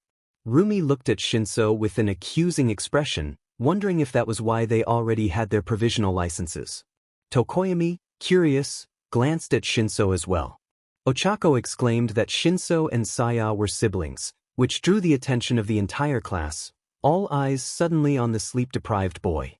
Shinso slid further down in his seat, burying his face in his scarf, and confirmed that Saya was indeed his younger sister. He mentioned that Cheiko, Ryu, and Rumi were close friends they had met during the break before the entrance exams. Tokoyami nodded, understanding their closeness, but questioned how they had obtained their licenses, noting that students typically couldn't get them until their second year. Mr. Aizawa then appeared from beneath the podium, unzipping himself from his yellow sleeping bag. The majority of the class stared wide-eyed as he pulled out a crate holding blue uniforms and rested it on the podium. Their surprise at his sudden appearance shifted to focus on the uniforms. Aizawa informed them that they had an hour before lunch and that afterward, there would be an early dismissal to show them to the dorms. He instructed them to put on the uniforms and meet him outside the auditorium. Aizawa watched his class leave with a grin and turned toward the back of the room, where Saya had been standing quietly. She had followed them back to the classroom after the entrance ceremony and was observing the class. Only her family seemed to notice her expressionless demeanor. Kyukajiro, the student Rumi and Ryuko had saved during the entrance exam, was the only one who came close to noticing Saya but ultimately missed it. Aizawa extended his hand as his daughter approached, fishing out a paper bill. Saya huffed that she was still winning another bet, claiming Todoroki wouldn't use his left side. Aizawa expressed his preference for her to participate, stating she was stronger, and she nodded before joining the rest of her class. Rumi looked around and spotted Saya among the last girls to exit the changing room. She ran over with a smile, grabbing the young girl's shoulders and expressing her excitement about Saya's surprising skills. Ryuko and Shinso snickered in the background at Rumi's enthusiasm. Saya explained that they weren't allowed to say anything until school started. Ryuko, joined by Shinso, asked about the application process for joining, and Saya explained that members of Project Fenrir could also recommend other students.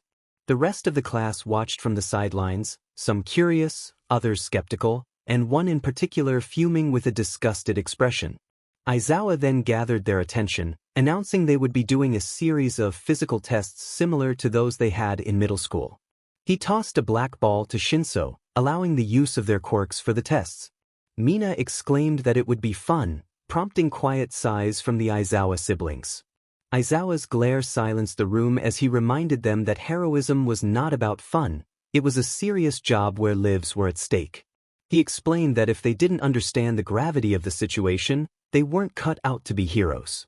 He warned that the last-place student in the exam would be removed from the hero course and unable to join Project Fenrir. Tenya protested, claiming it was unfair, but Aizawa dismissed the notion, emphasizing that life and heroism were not fair. Shinso stepped into the chalk circle, looking at Aizawa, who nodded in encouragement. He asked Kirishima if his hair was naturally red, prompting a smirk from Shinso as Kirishima became distracted. Kirishima stepped into the circle and activated his quirk, transforming his arm into a rock-like material. Meanwhile, Saya pulled out a notebook, furiously jotting down notes while muttering to herself. Shinso handed Kirishima the ball, watching as he threw it with all his might, though it didn't go as far as he had hoped. Aizawa recorded the score of 176 meters into his tablet. A student raised a hand to ask a question but spoke before being acknowledged, confused about what had just happened. Aizawa explained that Shinso's quirk, brainwash, allowed him to give simple commands to someone who answered his questions. He then threw a ball to his daughter, continuing the test. Everyone was instructed to watch Saya closely, as she represented the ideal for students in the hero course. Saya shot a glare at her father, who merely responded with his signature grin, which startled most of the class. She tossed the ball into the air a few times before taking a relaxed stance in the chalk circle. With a small grunt, she threw the ball, and it soared through the air, creating a sonic boom. Satisfied, she turned to see her classmates knocked over by the wind pressure, while those with sensitive hearing winced slightly. Saya mentally noted to hold back more next time. The tracker on Aizawa's tablet displayed the distance. 892.9 meters. This is what you all need to catch up to and eventually surpass. As heroes, you will be expected to constantly prove your worth through your strength and abilities. Katsumi scoffed, questioning the effectiveness of Saya's quirk. Saya quietly returned to her position beside Rumi and Shinso. Frustration bubbled within her as she felt a cold grip around her neck, a sensation that had become more frequent since encountering Katsumi. She despised the emotions that overwhelmed her: anger, jealousy, fear, and worst of all, longing. Rumi noticed Saya's distress and gently grasped her shaking hand, prompting Saya to calm down. She reassured Rumi that she had simply overexerted herself. Kyoka Jiro felt comfortable in her spot in the middle of the class, flanked by Tsuyu Azui and Fumikage Tokoyami. However, she was less at ease with the explosive blonde, who was currently upset about her ranking at number 5. An invisible girl was struggling to cope with her last-place finish. The students ranked above Bakugo included the well-known Saya, Shinso, Momojiro's best friend and a recommendation test student, and Rumi, who, despite her aggressive demeanor, was straightforward and a bit brash. Ryuko and Ochako, ranked just below Bakugo, accepted their placements, recognizing the need to train harder. Aizawa intervened to quell Katsumi's outburst before it escalated further. He reminded the class that they were still fledglings, having barely scratched the surface of their potential. The top 5 students had scores comparable to third and second-year students, but they lacked experience and guidance to refine their abilities into those of professional heroes. He encouraged them not to be discouraged by their rankings, emphasizing the importance of hard work. Aizawa noted the potential he saw in them and decided to be lenient for the day, instructing them to change and return to class for introductions while waiting for lunch. Shinso, still in shock from Aizawa's unexpected kindness, whispered to Saya that their father must see something special in them. Saya nodded in agreement, unable to believe it herself. Yugo Aoyama was known for his flamboyant personality and love for French cuisine, particularly cheeses and breads. Mina Ishido was an energetic girl whose vibrant personality matched her appearance. She loved dancing and hip-hop.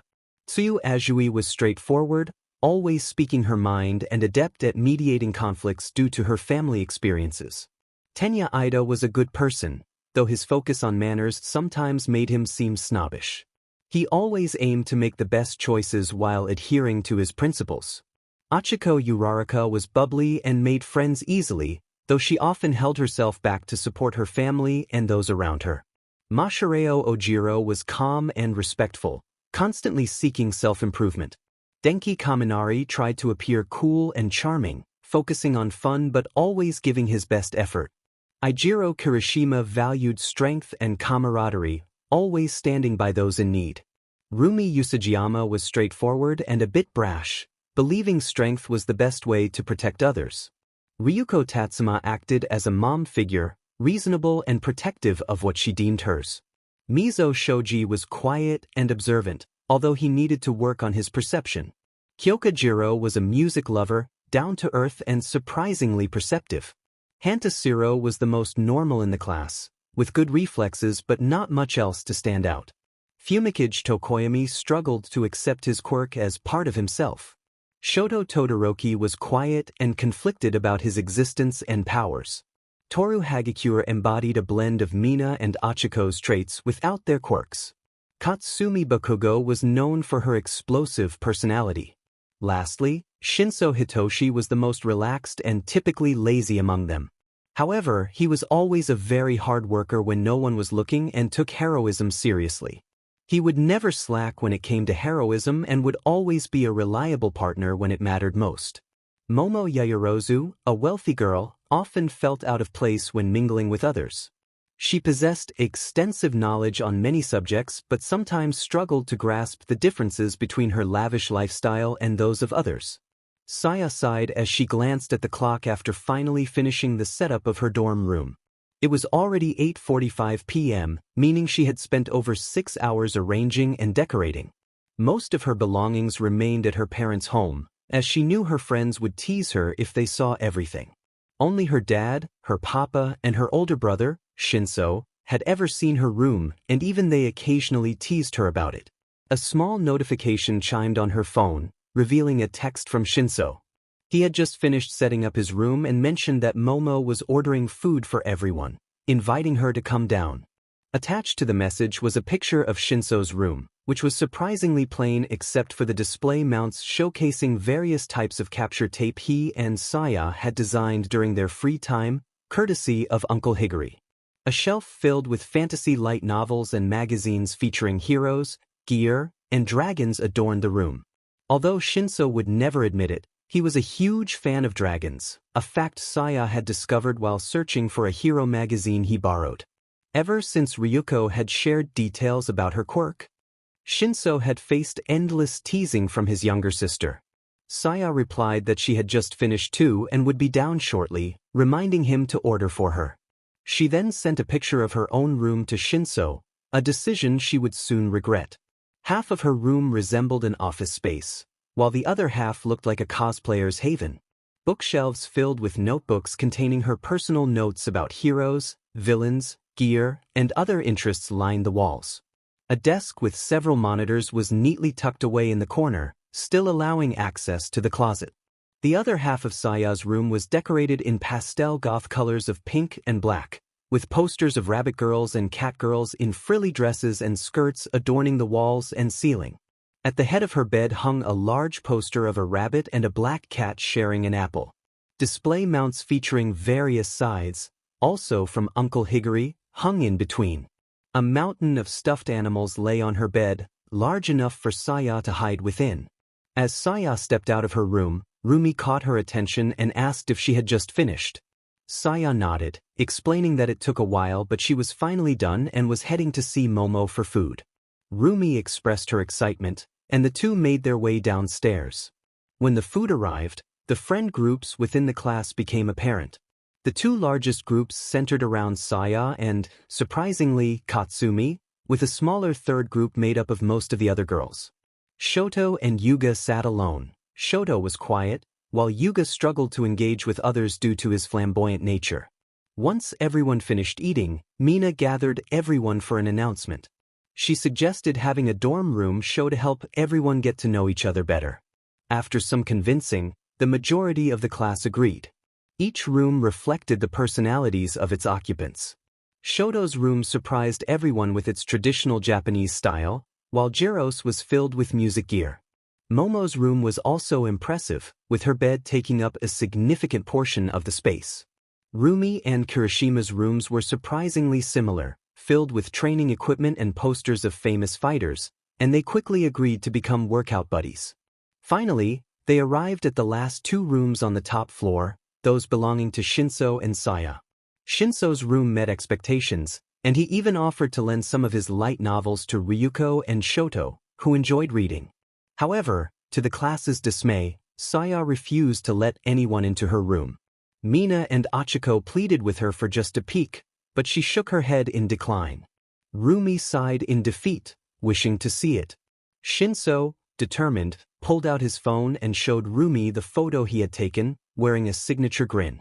Saya's eyes widened in horror as the class crowded around to see the image. A moment of silence was followed by a few snickers. In a flash, Saya rushed forward and confiscated the phone, leaving the class with mixed expressions, some grinning like Shinso, while others wore pitying smiles.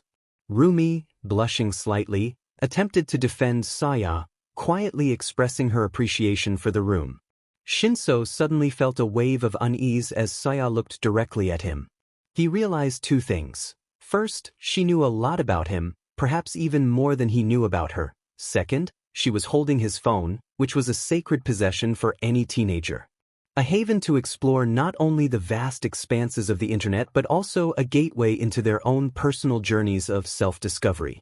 Knowing the chaos that was about to ensue, Shinso reached for his phone with a desperate expression, but it was too late. Saya opened his camera roll and handed the phone to Ryuko. The dragon girl turned a bright shade of red before silently returning the phone to its owner and retreating to her own room. Shinso's face was filled with despair, but before he could react, Aizawa appeared behind the group. Aizawa informed the students that although they were excited, they still had class the next day. He reminded them that lights out was in 10 minutes and instructed everyone to get ready for bed. In awkward silence, the students dispersed to their own rooms, preparing to retire for the night. The two siblings shared a similar thought as they began to drift off to sleep, reflecting on their experiences. Shinso realized he had won the battle, but he certainly felt he had lost the war. The atmosphere around Saya's group was tense as they made their way to Class 1A's classroom in silence. Not a single one of them had spoken, even Achiko, who was still trying to understand what was happening between her friends. It was clear to her that the other four had some romantic interests in one another, having spent the last 2 months before the entrance exams practically glued together. Achiko was uncertain about the siblings' experiences, but she was aware of Rumi's and Ryuko's struggles in middle school. Rumi had faced significant challenges, as many hormonal teenagers had tried to exploit her quirk, making her an easy target. When Achiko first met Rumi, she was a quiet girl with short hair and drooping ears. That changed dramatically during their second year when Rumi's heat cycle triggered an incident with another student. It took both Ryuko and Achiko to restrain her and eventually calm her down enough to get her home. After that, Rumi didn't attend school for nearly 3 months, only showing up for tests. She avoided speaking to anyone and would vanish before Achiko or Ryuko could check on her. When she finally returned, she had transformed. Rumi became confrontational, abandoning niceties and being straightforward, even if it led to conflict. The rumors surrounding her never faded, resulting in numerous attempts by others to win her over, which often ended in altercations. However, each incident was dismissed as self-defense, so Rumi faced no legal consequences. She was softer around her friends, though still a bit brash. Yet, after meeting Saya, the old Rumi was gradually returning. She maintained her confidence but infused it with kindness, though that kindness did not extend to those who angered her. Ryuko also faced her own challenges during their time in middle school. While her struggles were perhaps not as intense as Rumi's, they were still significant. Ryuko had better control during her heat cycles, but they made her very defensive about her belongings. Unlike Rumi's cycle, Ryuko's was more of a ritual. She would challenge the strongest candidates, submitting only if they proved stronger than her. With help from her parents, she managed to keep it under control, but it remained a struggle. Fortunately, her tendency to challenge anyone who attempted to approach her kept most at bay. Achiko's issues were different from those of her 2 best friends, but they were what brought the 3 of them together. She was not the most beautiful girl in school, but she was not unattractive either. However, after a failed confession to an upperclassman during her first year of middle school, a rumor spread that she was somehow unattractive. This escalated from light teasing by boys to more extreme cases of bullying, including minor physical confrontations. These incidents led Achiko to transfer to Ryuko and Rumi's class, where they stood up for her when someone tried to pour spoiled milk on her during lunch. Initially, they stayed close to deter others, but as they got to know one another, they formed a strong friendship. There were many things Achiko wished hadn't happened in the past, but she never regretted any of it. Even painful memories shaped her into the person she was today, leading her to friends and the pursuit of her dreams alongside them.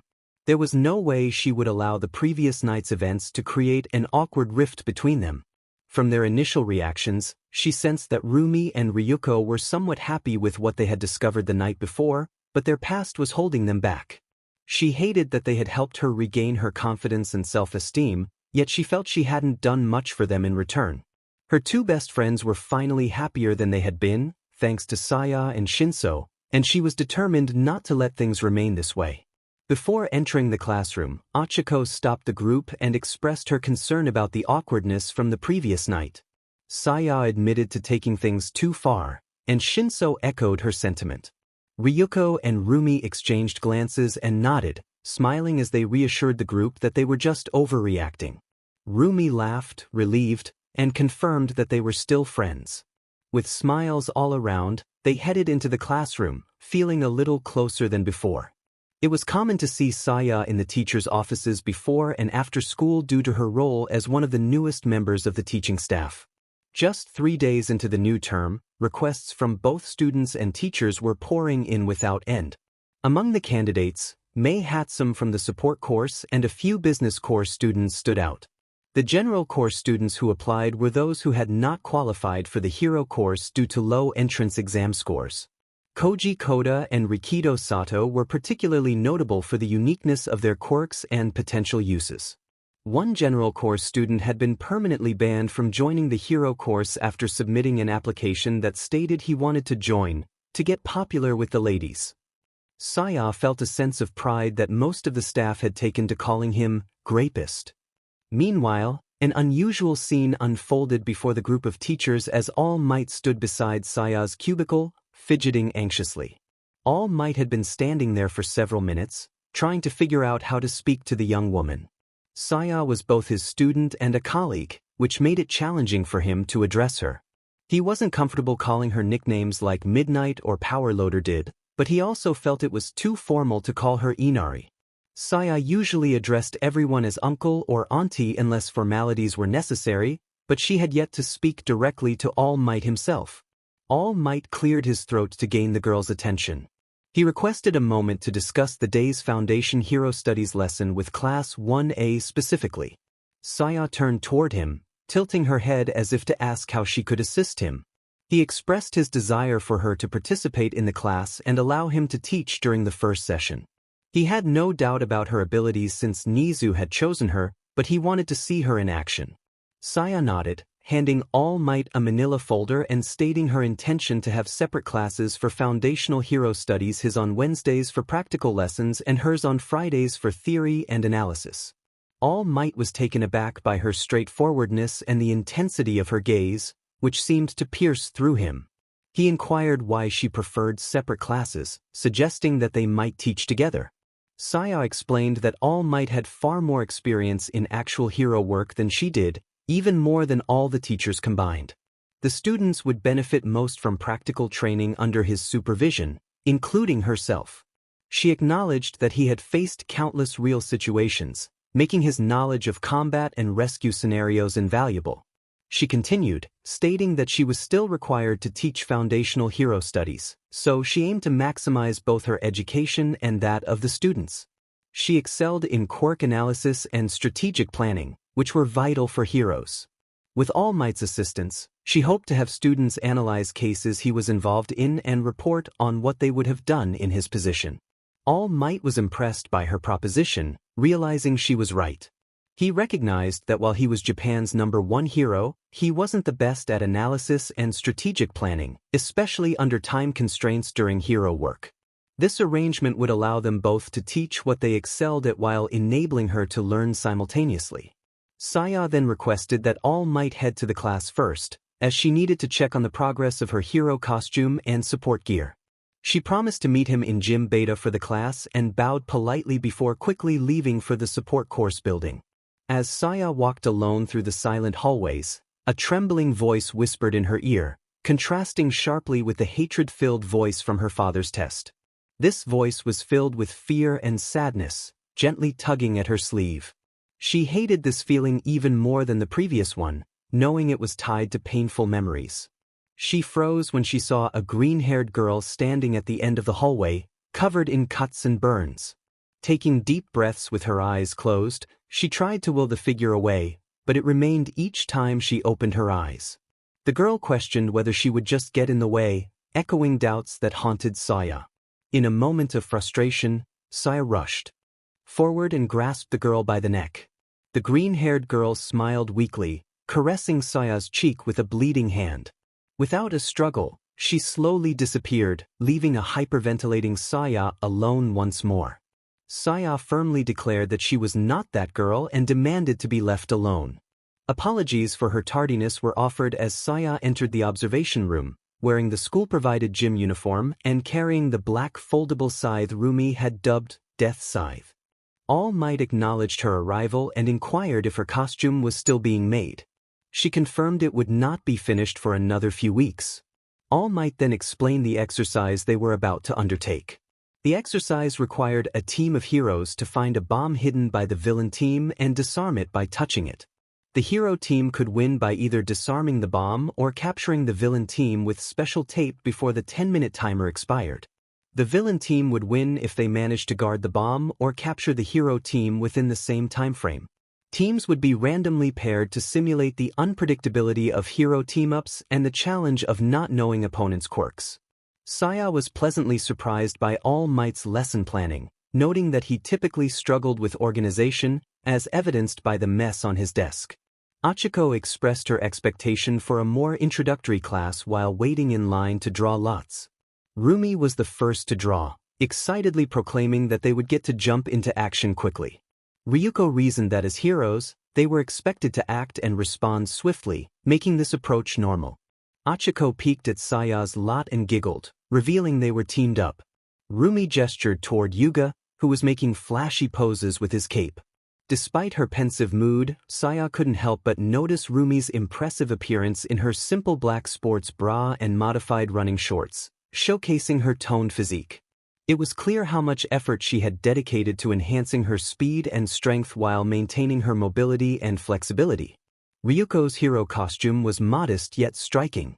She wore a dark red Chinese dress with slits running from her waist to just above her ankles, adorned with gold embroidery featuring a dragon along the middle of her back. The most distinctive part of her outfit was the headband that replaced her usual bangs, covering her right eye. This gray piece, shaped like a dragon's claw, concealed her gaze from the world while still allowing her to see. Shinso found himself appreciating Chinese dresses in a whole new light. Shinso's hero costume blended elements from both Hisashi and Aizawa. He wore the same tracksuit pants and capture scarf as his father, but opted for a faux leather jacket that prioritized flexibility. A black mask, adorned with metal rods and small knobs, gave the impression of jagged teeth forming a sinister grin. Saya had designed the mask and taught him how to use it. After months of practice, Shinso could quickly adjust the knobs to create different voices, even in the heat of battle. If he were honest, all he needed were Saya's mask, his father's capture scarf, and his papa's leather jacket to complete his look. He simply chose the tracksuit for comfort. Among the students, Achiko's hero costume was certainly eye-catching, likely ranking among the top 3. Her skin-tight bodysuit hugged her curves and featured a futuristic design inspired by the astronaut Hero 13, especially in the helmet. She felt uncomfortable under the gaze of a certain electric quirk user in the class but tried her best to ignore it. All Might's booming voice cut through the air, bringing everyone's focus back to the lesson. He announced the pairings for the first battle, starting with teams A and D. Saya's mood soured when she realized she and Achiko were up against Bakugo. His face twisted into a fierce grin upon spotting his targets. As the leader of the Fenrir branch, rumors suggested he possessed strength comparable to third-year students. Defeating her would solidify Katsumi's status as the best among the first-year students, perhaps even the entire school. Meanwhile, Ida and the rest of the class eagerly anticipated seeing Saya in action, given her role as a staff member and her status as a fully-fledged hero despite her youth. Achiko felt a flutter of nerves, having only witnessed Saya's quirk once during the entrance exam, when she had also wielded Death Scythe. A lingering concern nagged at her. Saya had described her quirk as enhancement, which pushed her body into overdrive at the cost of her life force. This made it particularly dangerous to use around others, as proximity could drain their life force too. How much had Saya consumed during the entrance exam? Team A would play the heroes, while Team D would take on the role of the villains. The villains had 5 minutes to hide the bomb before the heroes could enter the building. A lone girl with raven hair and crystal blue eyes wandered through the empty halls of the building. In her hands, she held a large black rectangle with a metallic sheen, hinting at its true nature concealed within its current passive form. The world seemed to hold its breath in anticipation of what was to come. She received a message through her earpiece, confirming her partner's arrival. The bomb was located in the 3rd room on the 4th floor, just as she had indicated. She instructed her partner to stick to the plan, assuring them she was almost in position. A girl who resembled Saya but with messy emerald hair and matching eyes confronted her, wearing a sarcastic smile filled with self-loathing. Instead of her usual burned and cut uniform, she donned a green jumpsuit with black accents, white bracers on her hands, and red shoes with black metal soles. Though her lips did not move, Saya could still hear her voice. Eraserhead's words echoed in Saya's mind. She was stronger now. But this confrontation was not about strength. It was about fear of losing her new family, fear of forgetting her past, and most troubling of all, fear of herself. Suddenly, a voice cut through the tension, taunting her about her feelings for Kaken. In a surge of anger, Saya punched the wall beside her, causing the building to tremble. Her partner's worried voice crackled through the earpiece, asking what had happened. Before she could respond, a leg flew over her head, forcing her to duck. She rolled forward to evade a flurry of punches and kicks, quickly regaining her footing to face her assailant. Ash-blonde girl in a tight-fitting tank top and loose pants, wearing a black and orange cloth mask that allowed her blood-red eyes to shine through, stood before her. Gauntlets shaped like grenades adorned her hands, likely designed for unleashing powerful explosions. It was Saya's target on the opposite team and the vital component to her plan, Katsumi Bakugo. Katsumi taunted the expressionless girl, questioning if dodging was all she could do. Saya hesitated, her hands hovering over the black rectangle at her side, but ultimately chose to enter an unarmed stance. Katsumi eyed her suspiciously before charging forward with her right hook, using small explosions from her feet to boost her speed. She was eager to see if the rumors about Saya were true. Saya recognized the technique, recalling how Katsumi had used it back in middle school. She anticipated the right hook and countered by slipping inward, grabbing Katsumi's arm. With a swift motion she flipped Katsumi, creating some distance between them. Katsumi stood up, glaring at Saya, but was unsettled by the distant look in her eyes. A fierce brawl erupted as the two girls launched at each other. Saya's speed made her difficult to read, thanks to her extensive training in close combat, which prioritized agility and precision. Katsumi, although slower, managed to keep pace by using minor explosions to close the gap. While Saya favored speed, Katsumi relied on raw strength and power, combining grappling with boxing techniques. Saya ducked under a grab only to leap back from an explosion. Katsumi lunged, but Saya executed a quick leg sweep, forcing her to roll out of the way of a stomp aimed at her chest. Suddenly, Katsumi dropped low and released a burst of energy, creating a smokescreen. Saya paused, closing her eyes to block out distractions, and felt the shift of air behind her. Using the force of her spin, she sent out a quick jab that connected with the hardened carbon fiber of Katsumi's gauntlets. Katsumi felt a sweaty palm wrap around the back of her neck, forcing her to the ground, and she winced as small explosions erupted from Saya's hand. In an instant, Katsumi found herself in a dark void, surrounded by a haunting scene. Bodies lay scattered in various forms, creating a grotesque gallery of death. She recognized each figure, including a girl with messy emerald hair and fearful eyes. Katsumi staggered back, horrified, until she stumbled into something soft and squelching. Turning, she fell onto her back, overwhelmed by the sight of a throne made from bone atop a platform of bloody flesh. Sitting upon the throne was a girl with raven black hair and crystal blue eyes, her expressionless face resembling a porcelain doll. Katsumi was jolted back to reality by Saya's emotionless tone, finding herself in the hallway where their confrontation had begun. They stood at opposite ends, and the only difference was the black aura surrounding Saya, her eyes glowing faintly. Katsumi gritted her teeth and jumped back, still shaken by her vision. With trembling hands, she grasped the pin on her gauntlet and took aim, determined to strike.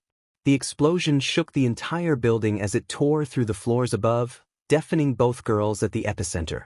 Without hesitation, Saya moved a knuckle into Katsumi's throat, throwing her out of the way of falling debris before jumping back herself. A panicked shout echoed from a suit of armor tumbling through the chaos.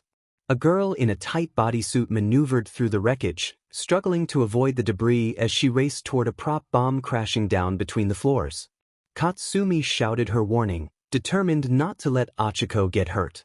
The suit of armor twisted midair, kicking debris upward while using its engines for a power boost. Achiko did her best to dodge the speeding projectiles, but a chunk of concrete slammed into her shoulder, knocking her off course. In a flash, Saya raced through the debris, moving with inhuman speed. She reached Achiko just in time, scooping her up and touching the bomb before darting toward the suit of armor, which was still descending through the chaos. Just as Saya managed to grab the armor and pull it to safety, their teacher's voice boomed through their earpieces, declaring the hero team the winners. Later, Saya approached All Might, who was holding a few folders and papers. He turned to her, surprised to see her there. She informed him that she wanted Katsumi to understand the effects her quirk could have on people. All Might looked puzzled, recalling the moment they had frozen during their encounter. Saya explained that her quirk drew in life force to enhance her abilities, but it could sometimes trick people's minds into feeling as though they were experiencing a near-death situation. She reassured him that it didn't harm anyone, it merely left them feeling fatigued. Chiyo's quirk had an unusual effect on people. All Might, still a bit confused by Saya's earlier comments, decided to let young Bakugo know about it. As Saya nodded and walked away, he thought he heard her mutter something about needing to talk to Izumi, but he chose to ignore it, assuming it was about another student she was considering for the Fenrir branch. Stopping in front of one of the many private conference rooms, All Might ensured no one was watching before transforming into his usual self, as his time limit for the day was almost up. Inside the room, he found Katsumi Bakugo sitting farthest from the door, her expression a mix of anger and fear. Her confidence had been shaken but not diminished, which All Might considered a positive change for the explosive blonde. She had always been on top, praised her entire life, leading to an inflated ego. Now, however, she faced someone stronger and more experienced than herself. According to the file Principal Nizu had given All Might, Saya was arguably as strong as Japan's top 10 heroes and had experience with the Safety Commission. It seemed she was observing the class's abilities to provide them with a challenge and a goal. All Might addressed Katsumi, explaining that while he would typically reprimand her for her aggressive behavior during their lesson, he understood that drastic measures were sometimes necessary in battle. He decided to give her a simple warning for now and acknowledged that since she had requested their meeting, she should take the lead. Katsumi shifted nervously in her seat before facing her mentor. She questioned whether he had made the wrong choice in selecting her as his successor. Before All Might could respond, she continued, expressing her confusion about Saya's quirk. Katsumi speculated that it couldn't be an enhancement quirk and wondered if it was some sort of illusion quirk or one that forced people to confront their fears. Her desperation was evident. All Might recalled Saya's earlier words and asked Katsumi why she was so concerned. Katsumi shared a painful memory from her past about a best friend with whom she had once dreamed of becoming the #1 hero. However, after they received their quirks, only she had developed one. This led to a growing resentment towards her friend, who had a spark of determination that Katsumi felt she lacked. Despite her friend's challenges, she had proven her heroism by saving Katsumi from a villain, only to disappear without a trace afterward. Katsumi regretted not expressing her gratitude and felt overshadowed by her friend's potential. She worried that if her friend had possessed All Might's quirk, she would have been an even greater hero. All Might reassured Katsumi that she would eventually activate his quirk. He reminded her that when the torch was passed to him, he had to see the power as his own before he could use it. He sensed that there was something deeper troubling Katsumi, perhaps a fear she was not ready to confront. He encouraged her to embrace her role as a hero, emphasizing that she now had a goal to strive for, both for herself and her friend. Katsumi appeared less agitated but still conflicted as she acknowledged his words. Both mentor and successor were aware that they had not fully confronted the weight of their pasts.